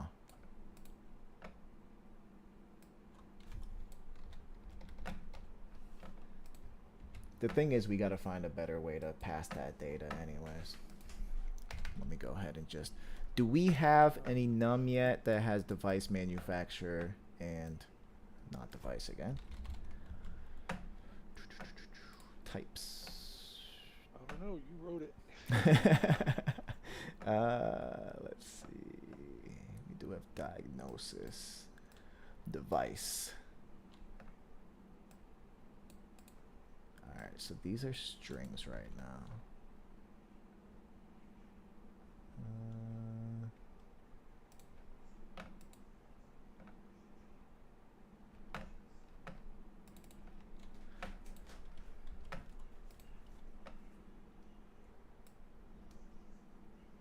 Device manufacturer model.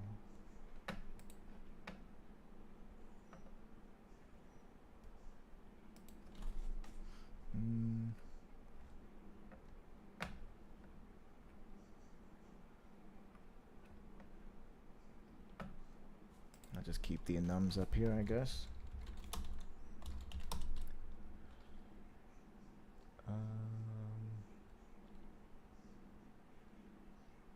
I guess this would be called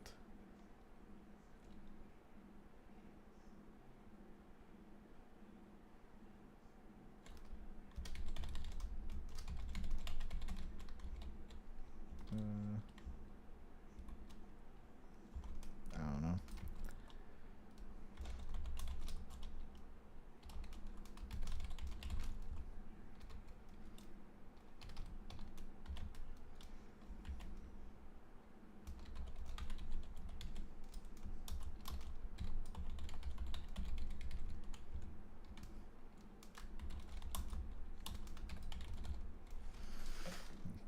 Device characteristics. Is there a better word for this?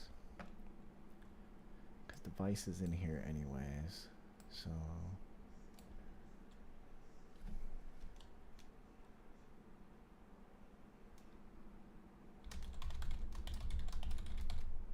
there's got to be something better than that. I don't know. Yeah, because you got to be able to abstract those out and I don't know. I'm not going to think too hard about it. We'll go ahead and think of something better in time. All right. So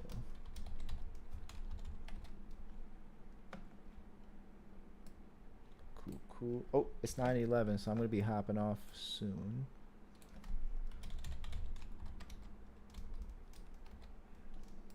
Okay.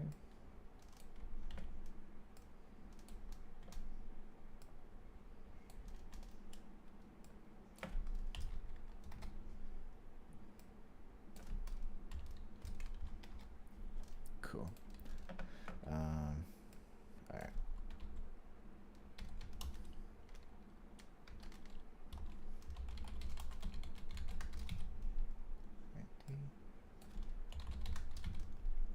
And then I'll just do this for now.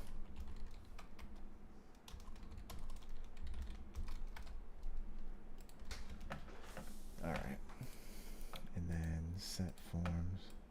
I believe. I don't think we're going to need that anymore because we have on change. Handle answer change. No. So now we're actually calling.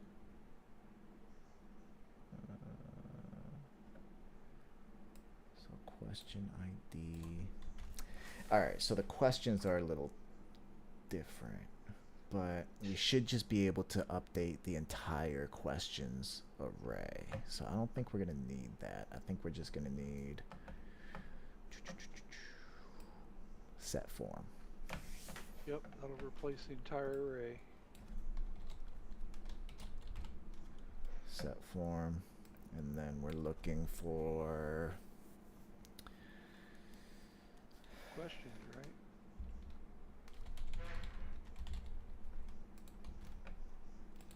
e.target.name and e.target.value, right?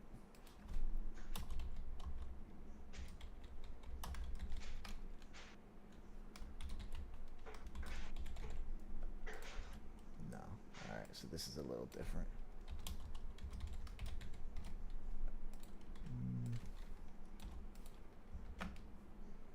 Argument of type string is not assignable to parameter. Okay, so we're actually calling this function, and e.target.name is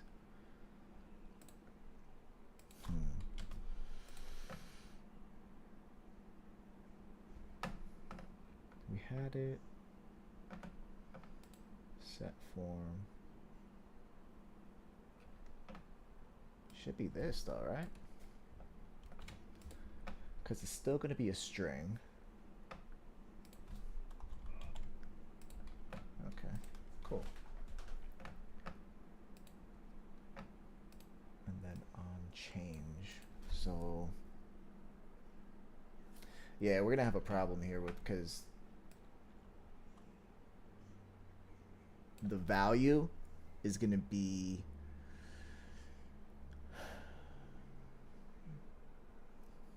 the actual radio. So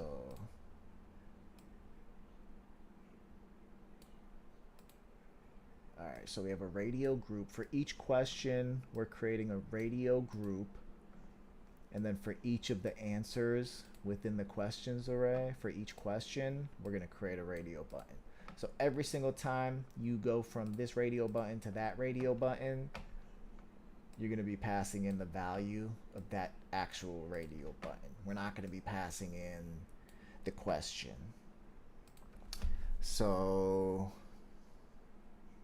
we can't replace an array of questions with just one answer within a question. So we might need some. That's okay though, because the way this is set up makes it easier. Because if we want to just change the questions, if we want to update the questions, we could have I don't want to have a function just for that though. There's got to be a way for us to build this set form function in a way that also updates the questions properly. Because if we have, so this would be questions, this would be an array. So we actually don't need to put the value where the array is. We need to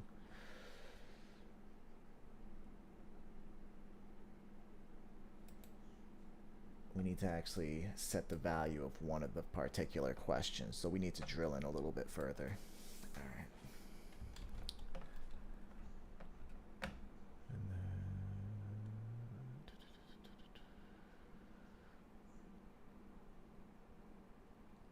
then, oh, okay. Sign up state definition.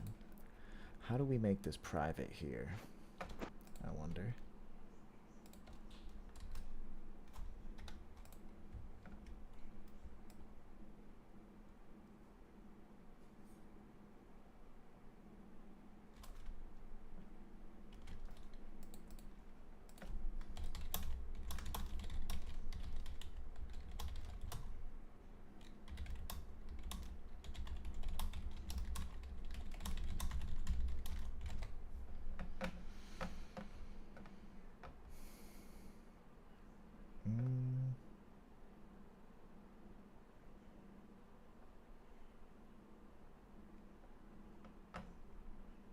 within the class definition.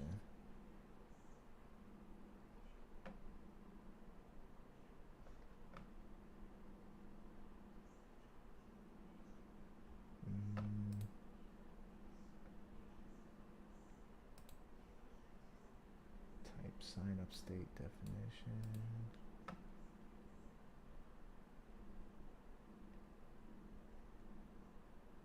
All right, so we're doing that.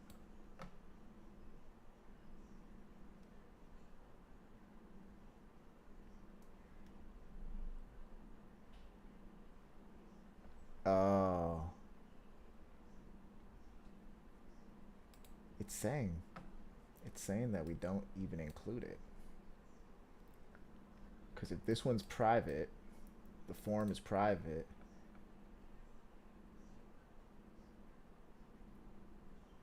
Huh. That doesn't make sense. There's got to be.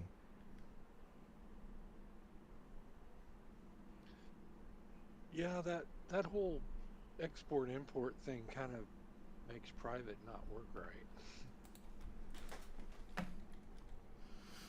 Yeah, because I want this to know that it's a sign-up form anyways, right? So, actually, I am saying it's a sign-up form anyways. Here, so let's see if I delete these. Huh. Okay. So now these are private, and these are public. I wonder if I even need this implements.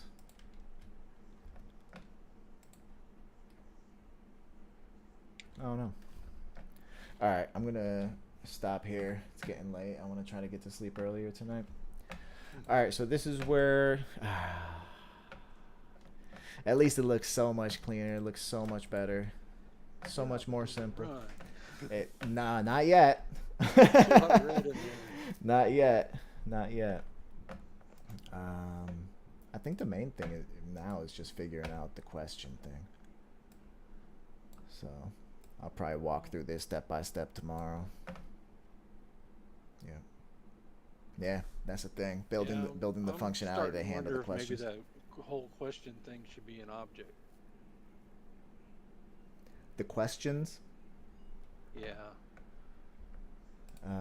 Here. I don't know. Maybe that doesn't fit in with React and TypeScript. It could be an object. I don't think it needs to be an object. But just like, device is a property of diagnosis, which is a property of form, you've got questions and answers that are all property of the questions overall thing. So, I don't know. Yeah. But the questions array is going to be filled with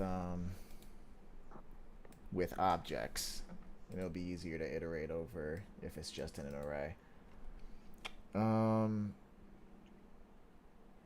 Yeah, I couldn't imagine it as an object. Let me see the question type. Okay. ID. I don't think we need a name. We just need the question and we need the answers. Alright.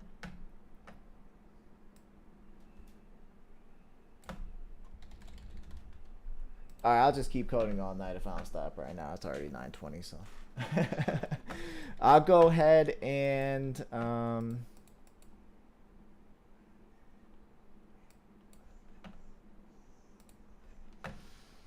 you know what?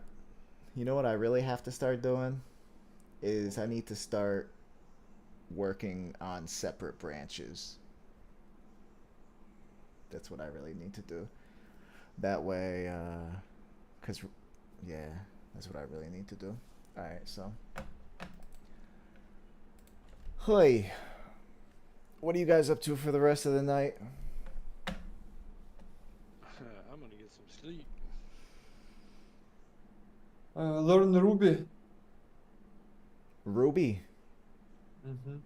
Why Ruby? Because I'm on courses. Ruby courses. Do you need It it was, at work or like, is it a personal thing? It's like pretty tough with my previous stack to get a job for now, so I want to add something just to simplify that. That's why it's Ruby and React for now. I got 2 weeks of React and now I have 2 weeks of Ruby. I just decided to split that because it's like they are so different. Like everything is different. And it's pretty tough to jump from one to another one like on the spot. That's why I usually do like that. Sprints, 2 weeks sprints. So Is today Ru- started Ruby one. Is Ruby used for user interfaces, or what do you do with Ruby? It's server side. It's like backend language. Ruby it's backend language, but you could write applications, even desktop ones, and with like static front end as well. I mean, not static like it was in 2000s, but static, not SPA. Mm. Gotcha. Yeah, I've heard of That's why Ruby before. usually they use Ruby plus React or plus Vue.js, for example. So it's more like an express. Yes, yes. Express for Node, Rails for Ruby. Okay. Gotcha. That makes sense. You could heard about Ruby on Rails, I believe, because like Yes. no one uses Ruby like vanilla Ruby, solo Ruby. Everyone, if it's Ruby, it should be definitely Ruby on Rails. Yeah. Gotcha. That's cool. That's what's up, man. You said you're looking for a job? You're trying Yep, to move somewhere? Nice. yep. Gotcha. Looking for a job. Yeah, the market is super tough. I know. Like at least with my skills, Yeah. no one wants PHP anymore. At least in the US. Well, I got a job through Robert Half. You might want to try that. Anton, though, I Yeah. feel like you have such a good understanding of like computer science and just the bigger picture, though, man. Like, Yes, but like people just don't. You know when you apply for a job position, mhm. usually there is a list of acceptable languages that they could like they could treat as equal to their ones, and PHP is like 99% situations PHP is not among that list. Does There is language usually does language there is matter that usually much, though, man? Java. What? Does language matter that much, though? I mean, when you have a large enough understanding, can't you just learn any language? Like, what does the job require? You require me Of to do course, but Java, I could just Well, hiring dedicate a managers couple weeks. don't see it that way. They really don't. Huh. Not in my experience. They Yeah. want you to have something either exactly like what they're using or something very close. yeah. So that's why there is a list of languages, and PHP is not in that list. In that list, usually it's Java, Python, Ruby, and a little bit rare it's Golang, C Sharp, C++, something like that. There's And tons of PHP C is like jobs out there. yeah. And PHP it's like one per 100. Yeah. Well, that's, sometimes what you got to do nowadays is what I had to do is you got to sign up on like 4 or 5 of the big job boards and then make sure your profiles are exactly the same because they have software out there that they check on that with. Yeah. I try to tailor my resume like up to like to be as close as possible to the exact position I'm applying on at the moment, and like it's pretty similar to my LinkedIn profile, but like I don't change LinkedIn profile too frequently. Right. but change like tailor Well, the way you everything have up. to do that, you kind of have to make your LinkedIn all inclusive, and then you can tailor by taking out some of that. But if you add in, they're gonna cross you off the list.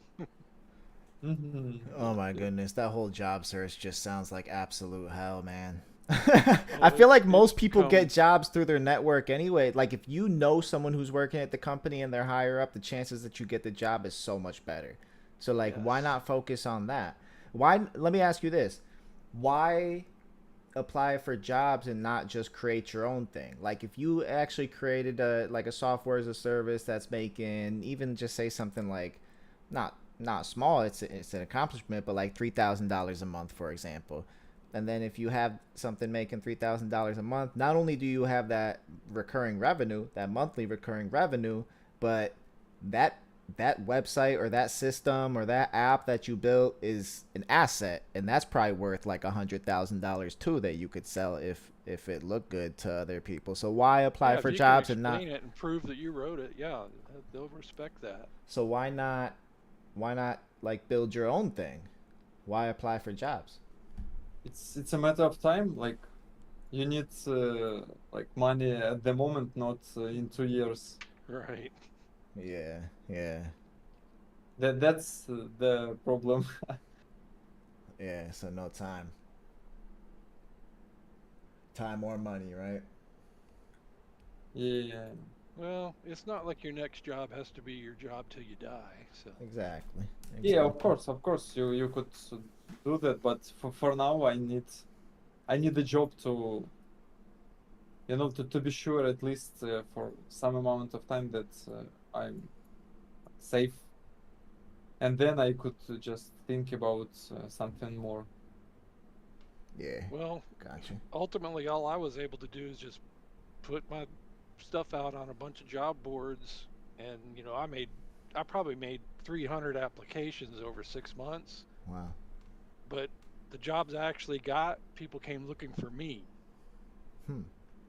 Mm, it's cool, cool. through the job boards. And you had mostly C sharp experience, right? C sharp and C database. Sharp, SQL, but I mean, I've done uh, Visual Basic, so I always throw that in there. And now I'm doing Visual Basic. Yeah. Do you like it? I do. I actually, to me, the language doesn't make a whole lot of difference. And I really believe in the mission that the company does, just like I believed in the lighthouse. Mm. Oh yeah, I remember that. That's what's up, man. That's cool. That's cool. Yep.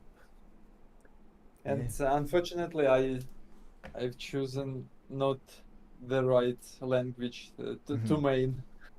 I have experience with Golang as well, but Oh not too man. many. If you do find a job, you'll be able to write a check. Mm. Yeah. Well, good luck, man. I hope you find something sooner than later. That'd be what's up. Thanks. Yep.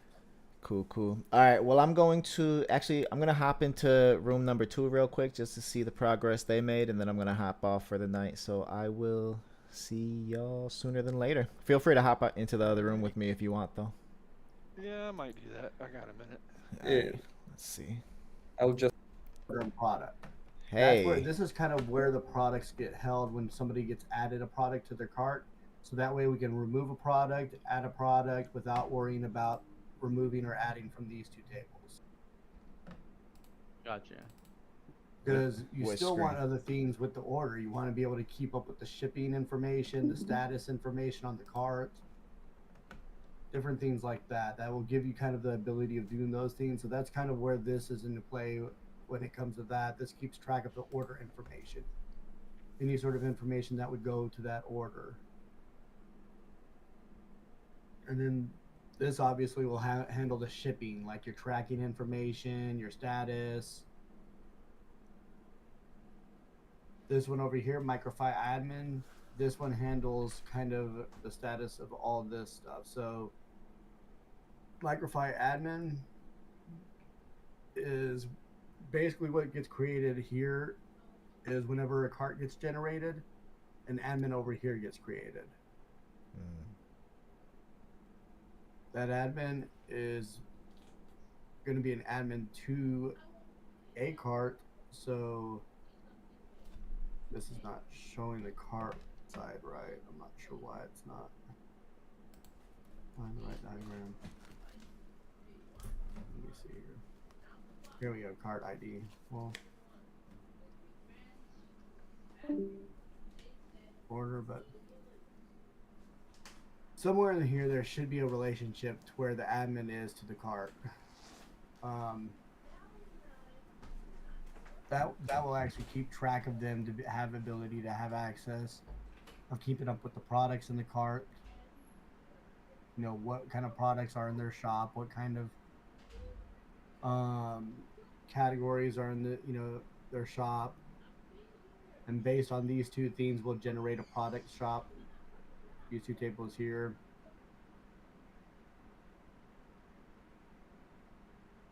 Let's see here. Users, the reason why we pulled this off on this end, on the Microfy admin end, is because we want to be able to keep track of all users, kind of like, so example, you want users to mini carts, so like almost making this a marketplace area. So somebody can jump in, use a cart, and then still under that same user go to another shop, create an order, and not have to change, have to log in, have to create another user, data, have to have more shipping information. They can use all that data they already have with Microfy or Microcart. Kind of like Shopify in that sense, just a smaller stage Shopify. And so that's like the expectation for the entire app when you guys are done. It's not necessarily what you guys finished so far. You are correct. That's the expectation of the end app, is the ability to generate. Right now, I'm just trying to get it set up to where we see can see a kind of like a cart interface and a generation interface.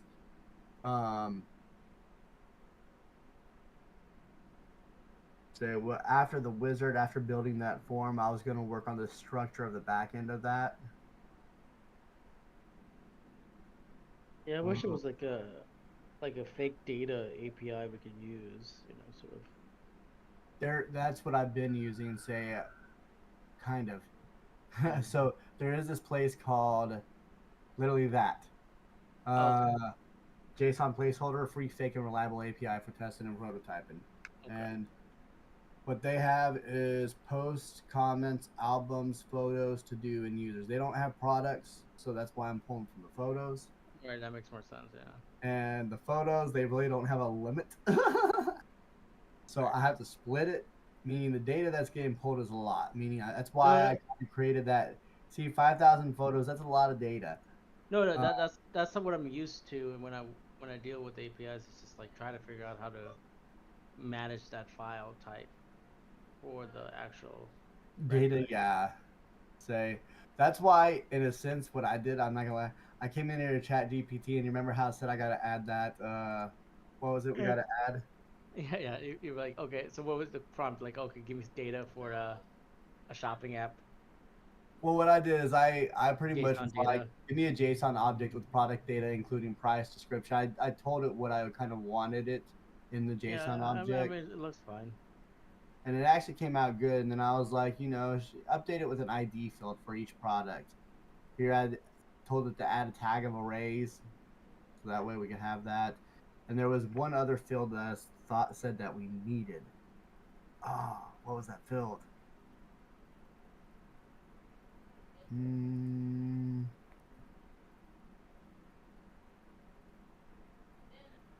There was a field that I know I said we needed after looking through the products. I'm just trying to think of what that field was.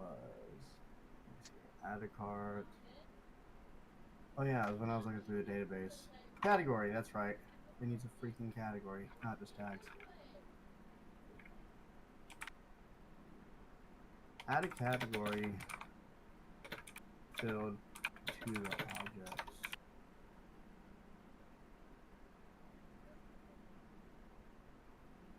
Add a category field to each object.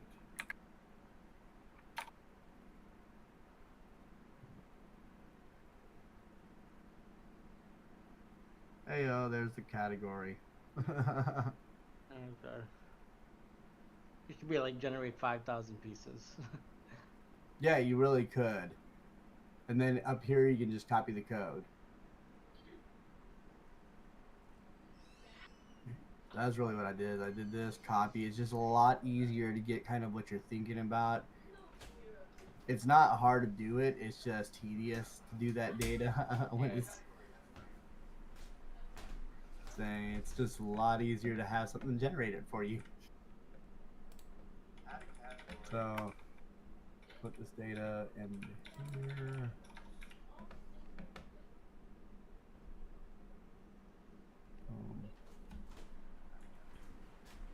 Not.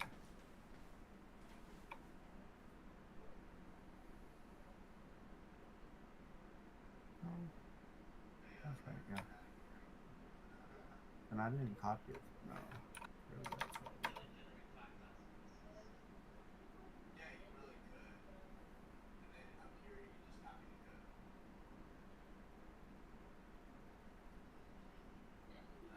But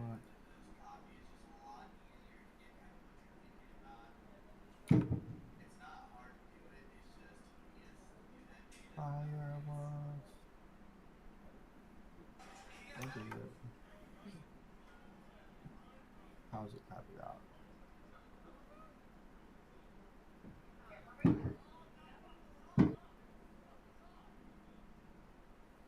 Sounds like somebody shooting shit off. Should be from this tag on. Yeah, there we go. Okay, cool. Categories added. Okay. Give me a list of 50 products.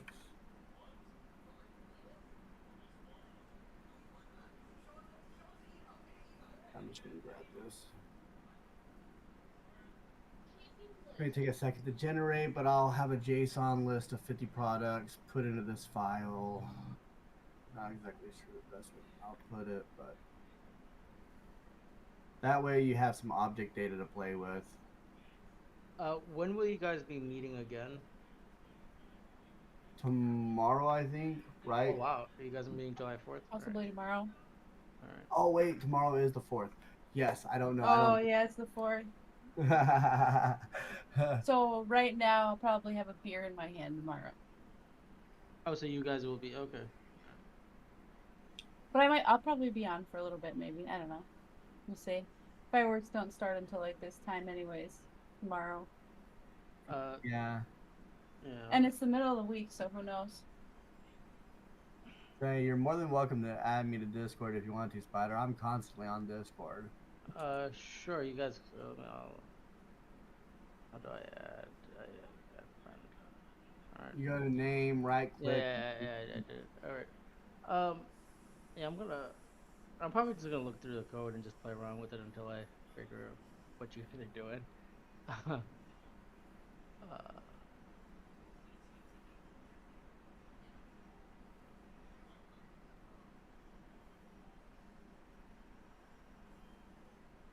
By the way, is Anna's code pen coloring what we're gonna do ultimately for this app? What? What, like fun colors? Yeah. Purple. When we get everything working, we can do more of that. We have too many issues right now. Looks like. So what is a low-hanging fruit I could work on? I guess. Low hanging fruit. Why don't you help me figure out how to properly link stuff here? You could, well, that, or you know what? Actually, if you go to the pages, they're there, but there's like nothing in them. If you want to do like,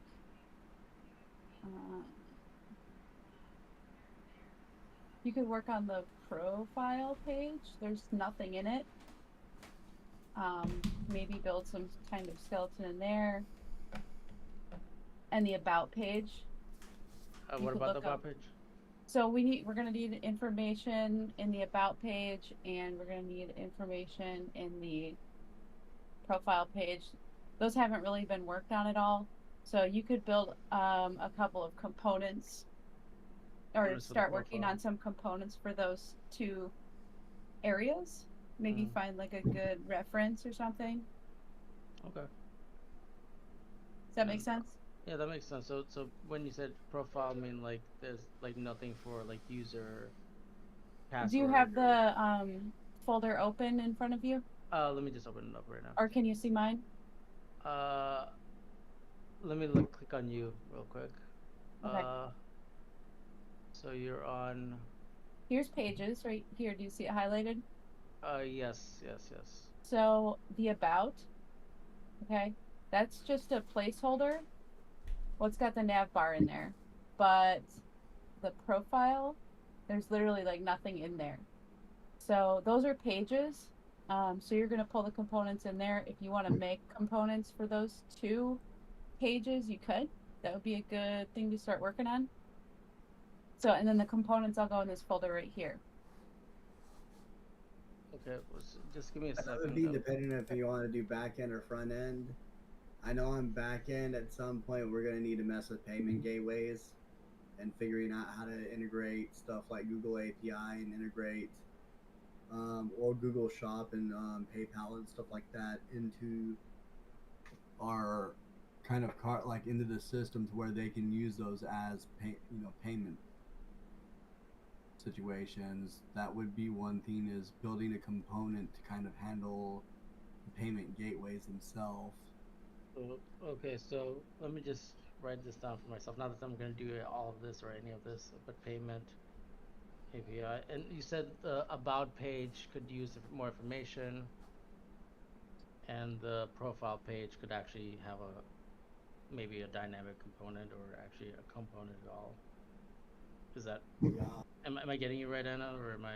Oh wait, I'm sorry. What was that? So for the profile page, it's like any component that sort of works with the idea of a profile page, or do you guys have an idea for what you want for the profile page? So for the profile page, we're probably going to want like a user profile, a business profile, and John, I don't know what other kind of profile we would have. On the profile page? Yeah. So it would be like business information, like XYZ business, contact info for that business, a little blurb about them, that kind of stuff. Well, actually, you know what? That would probably be no, about page is for about microcart and profile is for users. Right?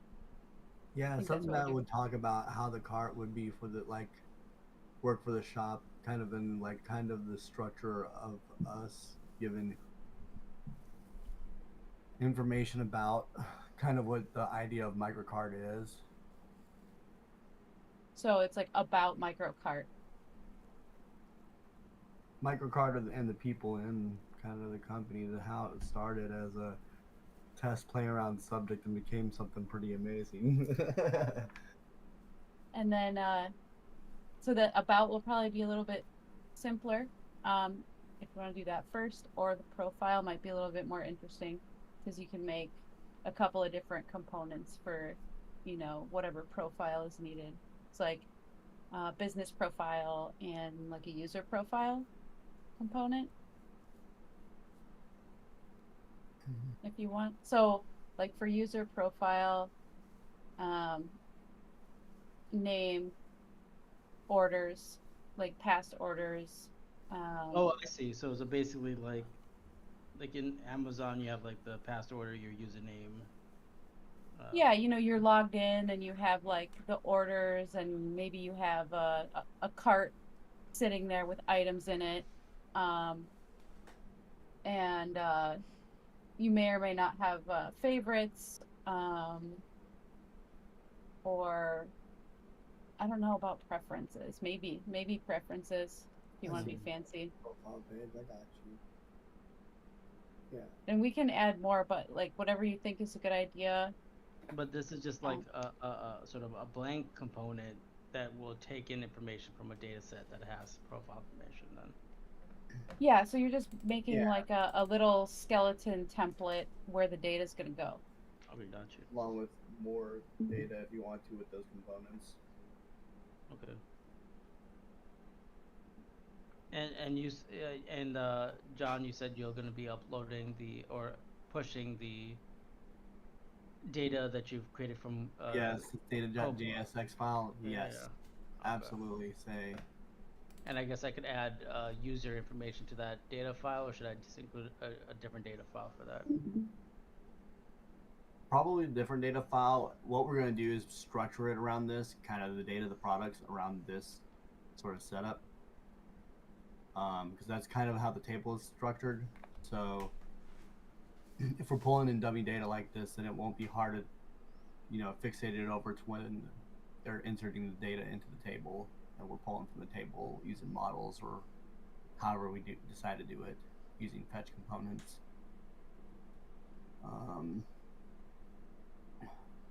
But yeah, let me go ahead and get this data sent over here. I just want to make sure that everything is coming out. This is right now just using that JSON placeholder code, the product.tsx, but the data is kind of what I want to start to use. Are you guys switching to TypeScript? It looks like you have some TypeScript and TSX files in there. They're switching it up to be It's chaos. JSX. It's a little bit of chaos. This should technically probably be like a JSX file or JS file. Gotcha. Yeah, so it was all JS and JSX, and then I came back to it, and there was TypeScript all over the place, and I don't know anything about TypeScript, so I've been trying to figure out what's happening, what's going on. I've been a little bit lost. So Gotcha. I think we're getting rid of the TypeScript. I think we are, yeah. That's Yep. I think we're in the. That's why this was messed up, because this was not. Yeah, let me go ahead and remove this from my end. All right, this is right. Yeah, this just needs that slice, and it should be good. Okay, and then. What software are you using for that database model that you were showing? This right here. Yeah, that's clean. This is Workbench. So MySQL Workbench is something I'm used to. So this is what I used to use. It allows you to go in there and do SQL scripts. You can even come in here, add a SQL script if you want, and it'll allow you to modify that script within here. And you can go in and create table or whatever and create a script based on however you want it. This is for MySQL data, obviously. Like when it comes to, you can connect up to a database using this and actually pull in your database data online wherever using MySQL with this. And then you can just create diagrams off the database that allow you to see the data really clean and nice. And it shows the structure, how it's broke down to one to many, many to many, or however that structure and however the keys are set up. Yeah, I like that. That's so easy it's so clear. Oh yeah. I need that. So this is what I used to use quite a bit, but like I said, I would love to move over to Postgres. I just need to find something like this that works via Postgres as well. I like visual models like this. Visual models are really nice to have. Oh, they're so nice. I know the schema we made was kind of just like, what do we need? And we just built the schema in real time, but it would have been so much easier to actually plan it like this ahead of time. Oh man, I wonder if you can convert these models now into the code you need depending on the language. You can. You're talking about exporting into SQL like this, export engineer, SQL Create script, and what it'll do is you can actually set it up however you want it. So like, let's say you already have table data in there and you don't want any of that table data, you can generate drop statements before each create. So that way it drops the data given into it, gives you all that stuff. You can have it generate indexes and however you want based on you go in there. This is generally how I just do it, is just drop tables. I like the creation of foreign keys, so I keep that in place. Then when you go in here, you can actually have it export. So if you have views in here, if you have routine objects, all this data you can export with. How are you communicating with your database in your application? Have you guys decided yet? That we haven't figured out, and I'm kind of leaning more towards I want to do it using ORM, because I used Eloquent last time whenever I was using Laravel, and that object relation model was amazing. Like being able to set up your tables and pull very easily using like an object table relation. So anytime you created the object, it would almost create like what it does is it kind of pulls the data and sets it in a place when it comes to that, and then just uses whatever you want to put whenever you need it. Yeah. Oh, it's yeah. Having the ORM is nice. We're using Prisma on the repair app, and yeah, we just switched from a SQLite database to a Postgres database, and it was like, dude, it was just. Is this the one built, I guess, for in a Node environment? For Next.js, yeah. For Next. Yeah.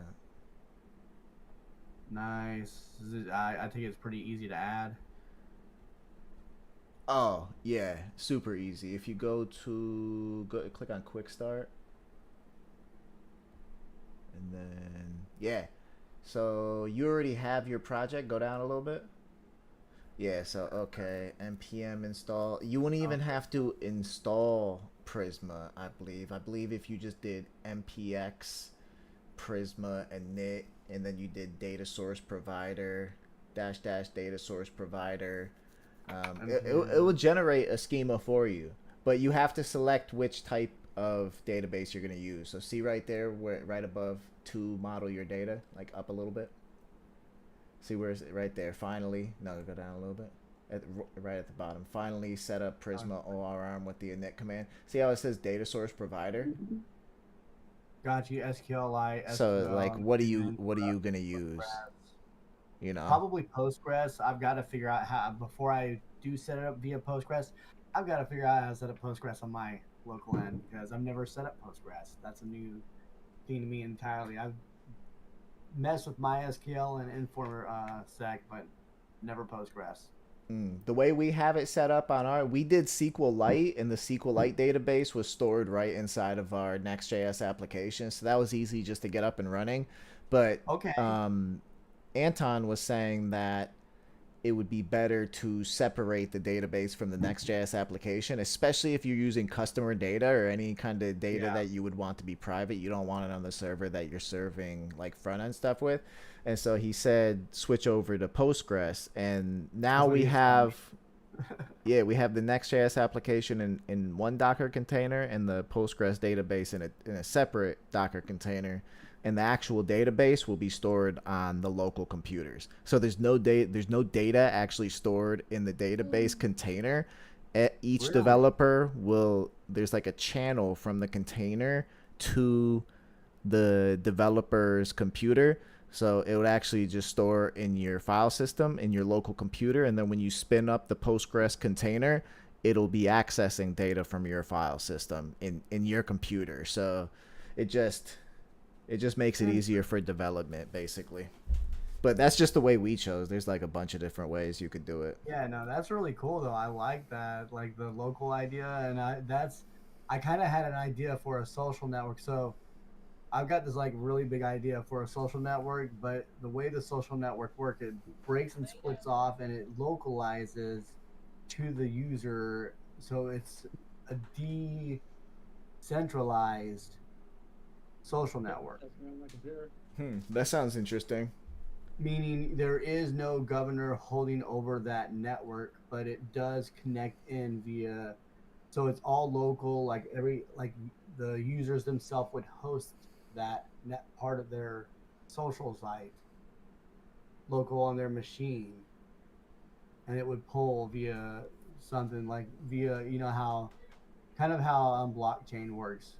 Everything's decentralized, local, but it's all being able to be accessed. Yeah, that's what I was thinking about that the other day, because I'm looking into a library called libp2p. It's a decentralized. It's a different type of architecture. So I'm like, where do you store the data? Say, if you ever look into Ethereum language, that's a fun one. Yeah. Using Moderna and stuff. Say. There's a really cool guy on YouTube that talks. He's a developer in blockchain. And he has like all these lessons about developing in Ethereum when it comes to blockchain language. And actually, Angela, which we were talking about, Angela Yu on Udemy the other day. I'm doing this course, and it actually surprisingly dives a little bit into blockchain a little bit. So like getting into the end scope. Oh, they even got talking about minting NFTs and building an NFT marketplace like OpenSea.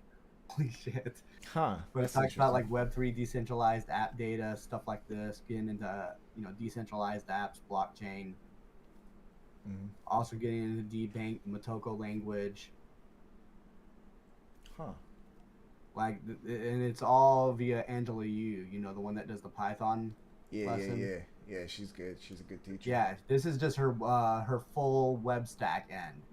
So she goes into everything web stack: Node, React, CSS, Bootstrap, JavaScript, heavy on that end, Express.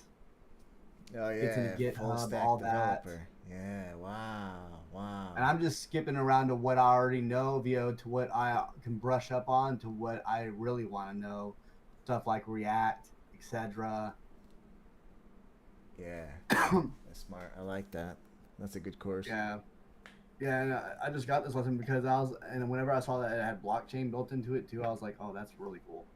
Yeah, So that's something I'm gonna take advantage of and try and learn some blockchain language so that I can kind of understand how decentralized apps work and the back end behind it. There's this really good book on O'Reilly. I think it's called like DeFi. I love O'Reilly books. I think it's called. Let me see if I can find it.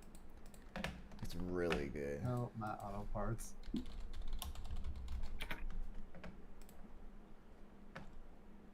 Did we put this layout.jsx file together, or was it already in here? Like, is It was already in there. Like, so that is kind of like a default. So it could be removed if we figure out a way to. You can try removing it, see if it doesn't break. I'm just wondering because app is the main, and then layout is also the main. I see what you're saying. Yeah. Yeah. It feels like it's causing problems. Here it is, right here. Yeah, this book. This book was just released March 2024, and it's called. So it's a newer book. Brand new. I may need to read it then.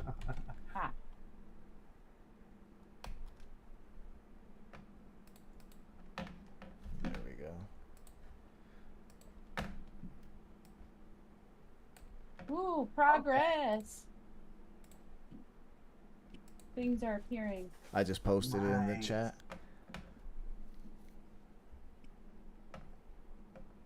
But yeah, let's just try. Yeah, that's it. That's it right there. Yeah. So the guy I follow, let me find him. He does pretty good blockchain dev stuff.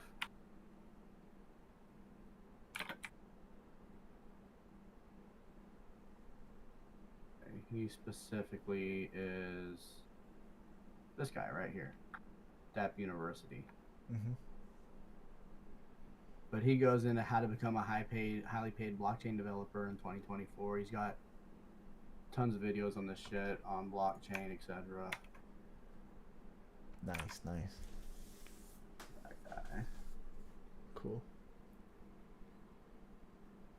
And he primarily focuses on the Ethereum language, which is, if you look into Ethereum API, this is what I was looking at not long ago. Are these libraries? Where is it? Intro on Ethereum, yeah, this kind of stuff. Because it goes into kind of the stack, the Ethereum stack, how it's used, how breakdown. They have like a full-on learn, build, started, learn by coding, then go get your just started a journey to Web3. Revlet. This is beta environment for deploying Solidity smart contracts. Oh, that's cool. Yeah, that is cool.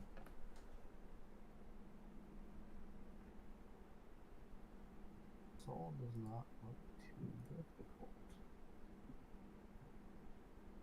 Yeah, I think this book, I believe this book is a project. Every chapter is a project. So the first one is creating your first DeFi project. The second one is interacting with smart contracts and wallets in the front end. Oh, that's cool.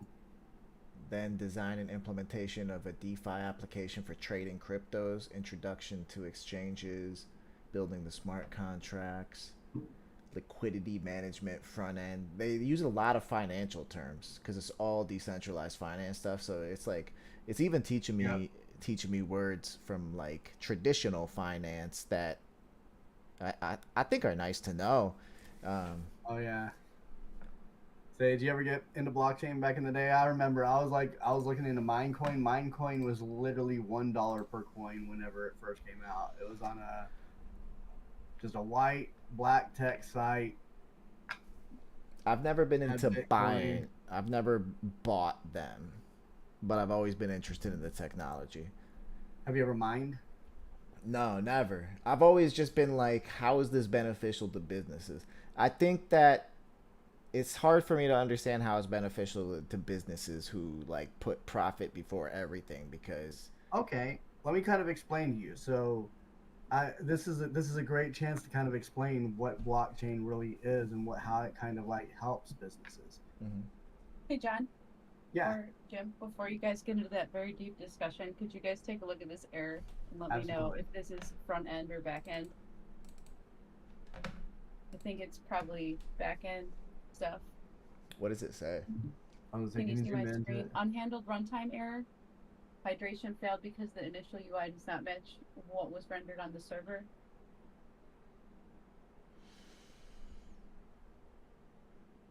What's the white text say? In HTML. Oh, I didn't even read that. Div cannot be a child of HTML. What the fuck? I Oh, didn't read that. My yeah. bad. There you go. Div cannot be a child of. Maybe. But yeah, so, well, wait, let me make sure that she gets this. Div cannot be a child of what? HTML? Here, I think this is probably it. In fact, I don't even need I think- any of this. Hold on. Yeah, I think if you just remove the HTML. Do you have like one container? Oh, wait, hold on. You just need the closing div.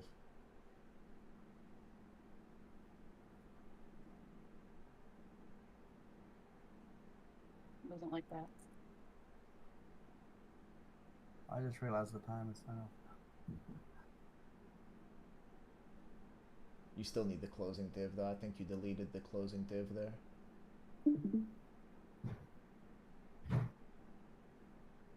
Oh, Yeah. You already have the Yeah. opening I tag. see it. Okay. Same. Yeah, there you go. Okay. Cool. Yay. The error is gone now. Perfect. So, let me kind of explain the reason why blockchain is really cool. One is transparency. Transparency is a very huge thing on Web3. yes. That's one of the reasons why people like it, because you can see every transaction, see information on the transaction, literally can dig into anything. Like you can literally see all transactions happening on Ethereum. As a business though, I don't want things to be transparent though. That's where the value lies. If I share all the information I have with everybody, then everybody has the information I have. Everybody has transaction data, everybody has customer data, depending on like how transparent are you? Like Well, how it much depends information. It all depends on your business too, because it depends on how transparent you're trying to be. If you're being fully transparent to the users, then users have every reason to trust you. Yes. Yes. versus like big corporations and Amazon and like that, where you have a lot of people that don't trust a corp but still use it. You're saying people who don't trust Amazon but still use Amazon? Well, obviously people are still going to use Amazon because Yeah. it's a great, I mean, it's still a good service to use and it's one of the bigger services out there. But let's be honest, there's a lot of people that Jeff Bezos isn't the best sort of person, like CEO, when it comes to running and the data they collect, etc. Not near as bad as Google, obviously, and Facebook when it comes to data collection. So what kind of stuff would a company want to make transparent? Sales for that quarter, etc. Yeah. Possibly. That stuff's already public though. Like 10Q, like annual SEC 10Q and 10K financial, like there's like certain stuff that they're required to fill out where a lot of their stuff is public information already. So there's that transparency. That's what, dude, I'm telling you right now, I spent like a couple months really trying to understand why a business would ever want to use blockchain. Well, and then data also fixed to blockchain. It doesn't go away. It's there. It's continued data. Obviously, sometimes the data is still there when it comes to all these things. But like example, if we know it's there and all that, and we know it's authorized, and we know it's a secure connection, which it always is when it comes to blockchain, they're built on secure things. Then stuff like notarizing, example, notarizing when people need notarizations or something like that, could be easily a digital signature through crypto. Because what would be the point of a notary when it's there on blockchain for everybody to see? You can see all the information on it. There really would be no need for a notary on that end. Yeah, I could see that. That makes sense. That makes sense. A notary like a government, you mean? Yeah, like when they notarize, like you got to go to the bank or whatever, or library to get something notarized or whatever. That wouldn't even be a thing needed if you had Web3 doing all the information for you.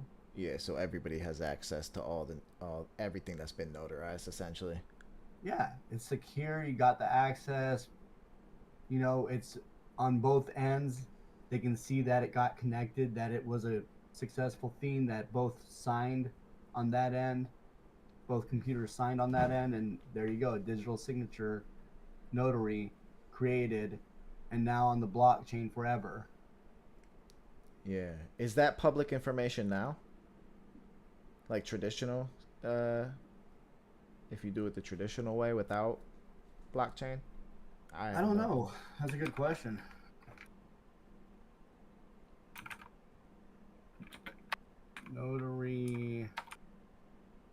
Notarized. Patents. Let's just see, notarized patents.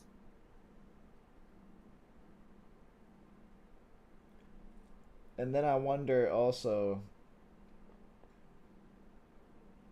because I heard that sometimes with blockchain networks that you have, everybody has like a copy of the blockchain on their node or whatever, and some of them are like half nodes or something like that, but then also that the blockchain accesses outside information that's off the chain that is sometimes stored in your traditional centralized databases.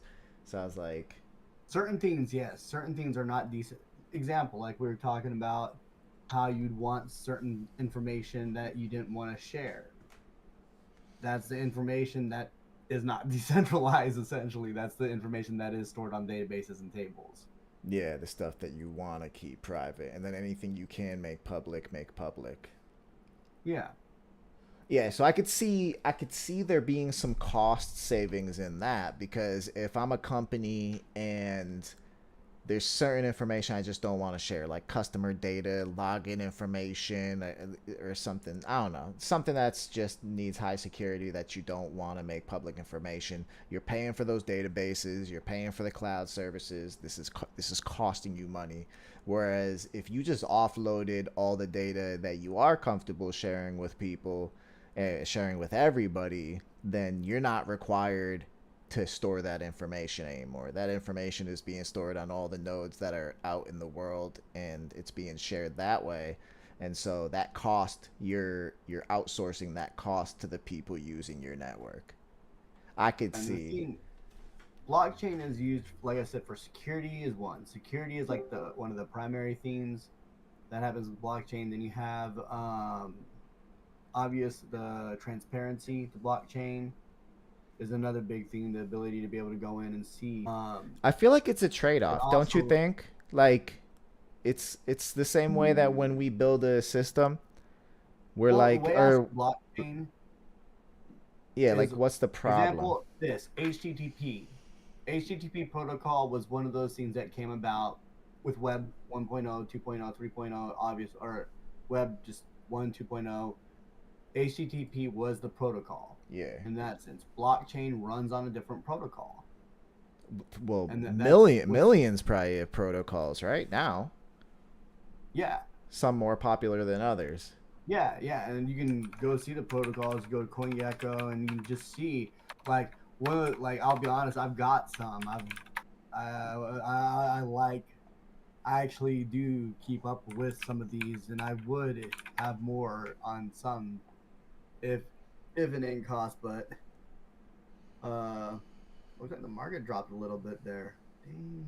Yeah, that's interesting. So you're actually using a different protocol depending on the blockchain you're using. I don't. Yeah, Yeah, I would love to learn the example, technical side of it. Solana, this network is like the fastest network right now in blockchain.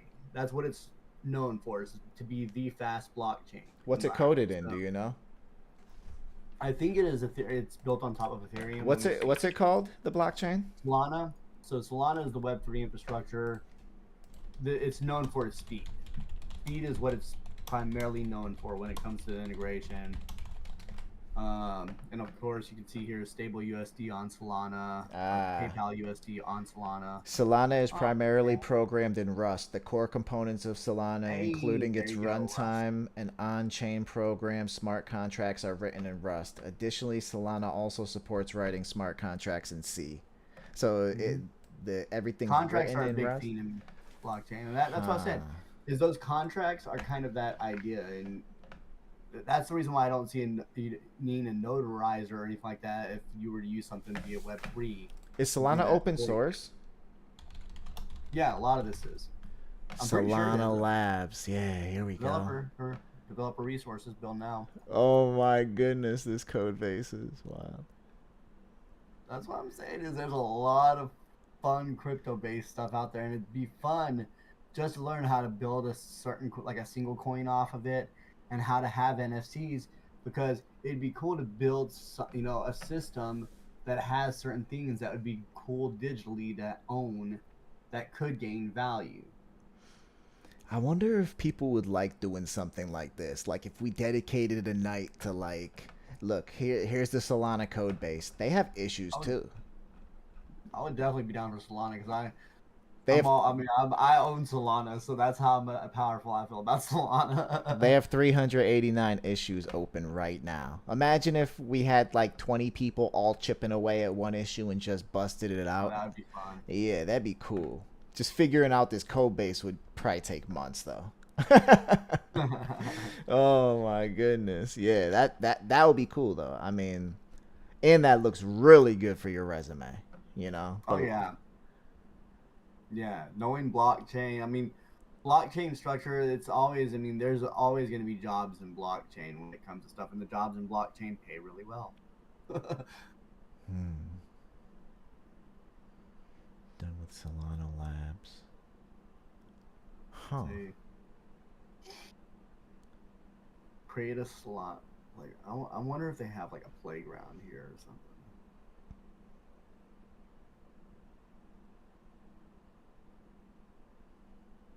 Ooh, resources. Solana Stack Exchange. Oh, there's a Stack Exchange for Solana.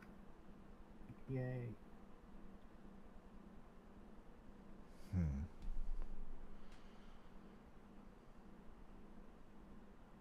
Cargo build. Testing. Yeah, so you could just build this. So is this thing right here, is this the node? Like if I clone this code base and then I spin this up and I do this command. Shows you how to set up the WSL for Solana development. Yeah. Dependencies. If I run this build and then I execute the program after the build, is that a Solana node? I don't really understand how On all this. blockchain, node contract. I'm trying to think of what it would be considered, but yes, you would have something technically on the blockchain at that point. Let me see. Yeah, it'd be nice to learn. That is for sure. Airdrop soul tokens to your wallet. Heyo, I need some soul tokens. Soul's up there in price. Well, it's down a little bit. I may actually buy in.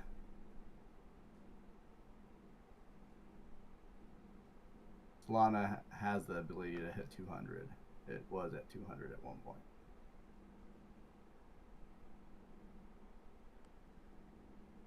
Price BNB went up. Polkadot technology is really cool too. They're doing a lot of cool shit. This one right here. Huh. That's actually easy. Holy moly.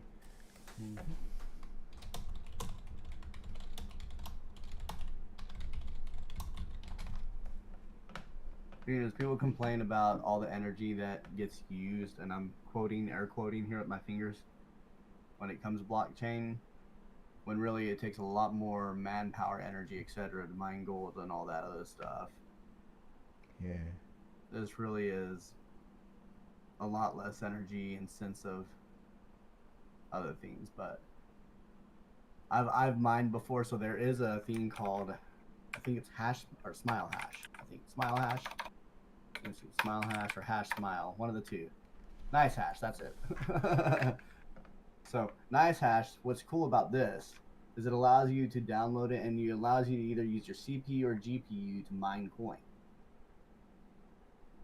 So set up the software.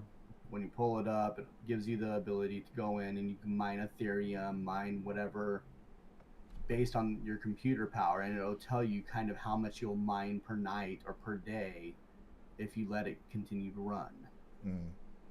Yeah, I know a bunch of people who do mining. I know there's one guy who like sells the setup, and like he custom writes code.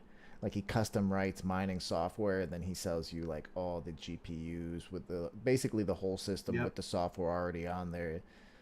He sells them he makes a lot for that. So I don't even know if he mines. I know he just sells, like, what did they say during the gold rush? It's not the people like mining bots. It's not the people who were mining gold that got rich. It's the people selling the picks and the shovels. Yeah.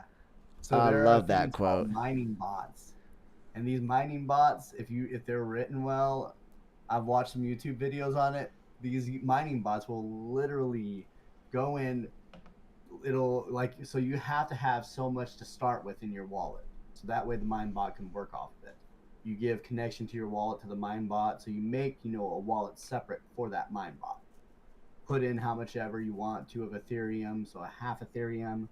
Start it with that, and then what it'll do is from there it'll start literally doing buying and selling within that day, knowing predictively with AI how to sit there and buy and sell based on the information given on the puts, and knowing how that data is going to flow, and it'll come back giving you like a half of Ethereum, 1 Ethereum, 2 Ethereum.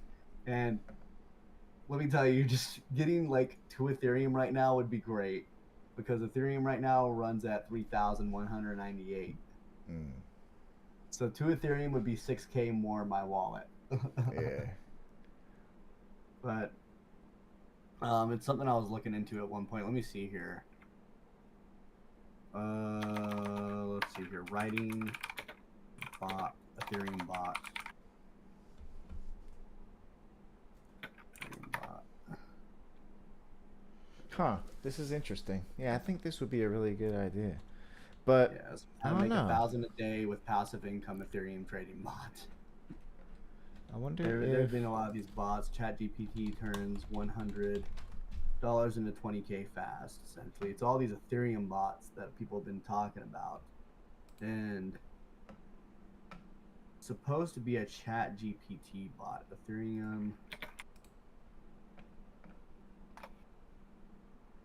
Somebody created. is this the real Bitcoin? Right here? Which one?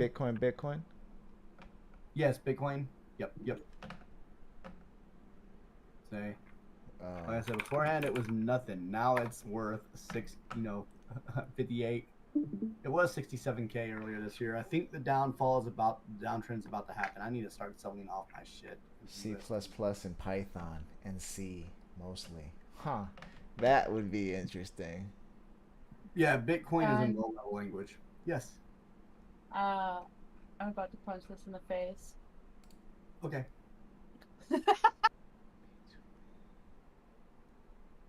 What's Do you have any ideas why the styling isn't working? Because here's like the stuff. The stuff is there, but Are you it's on not localhost styled. And I can't. 3000? Huh? Are you on localhost 3000? Yeah. Which index is it pull? Like, right click on it, inspect, and then go to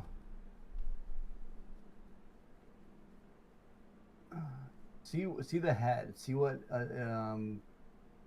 is supposed to be getting pulled in. Do you see your file supposed to be getting pulled in? What are you using for styles here? CSS. CSS and Tailwind. I'm using Tailwind on my end. How are you using CSS on the components? In a CSS file. You know what? That's a great. You just made me realize something. Actually, now that I hear some, I think I know what's wrong. Oh. Maybe. Because the class names. This is global.css. Where are you importing? Are you importing global.css to a component?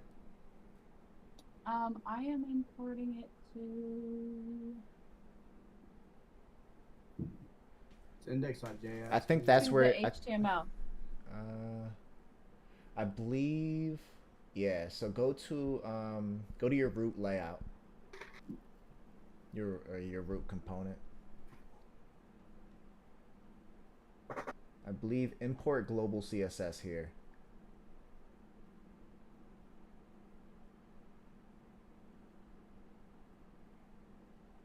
I think you could just do import quotes // Okay. And that should import global no S. Oh, that is a comma, not a period. Hold on. It's partially styled. What the fuck? Okay, so most of actually, what if I?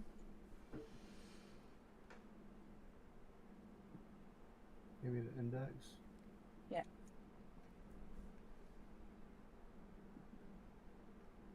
There you go. There you go. By the way, something I showed Anna, Jim, that you may be interested in is, have you ever heard of Copilot? Yeah, I've never used it though. I'm afraid of it. You're afraid of it? 7-day free trial. I'm gonna. Yeah, I know I'm gonna try it eventually. I know. I know people. I like it because it's really good at reading code and knowing how to complete it based on the code that you already have in and reading components that are already in the system. Like when you It's given me some really good information, but it's also taken me on very wild goose chases to no end. Yeah. I want to try it out. There's only one way to find out, right? Like one thing you can do is I can like do this, hit this, and then right click, and then go to Copilot and tell it me to explain this, and it'll come in here and explain what's going on in this little bit of code right here. Yeah. So it shows that the use state hook is being used, use effect hook, what's kind of happening in that form of thing. Yeah, I know people who, I knew this dude who worked at Google who was like, you think Copilot is good? You should see the tools they have here at Google. I'm like, I don't even want to know. Oh, I can't even imagine. I'm like, I don't even want to know, dude. He's like, you don't even have to write code. Shit, they probably just tell it to do something. I know. I can only imagine. I gotta try it out sooner than later, though. All right, it's 10:30. I gotta hop off. I was planning to get off at 9 anyways.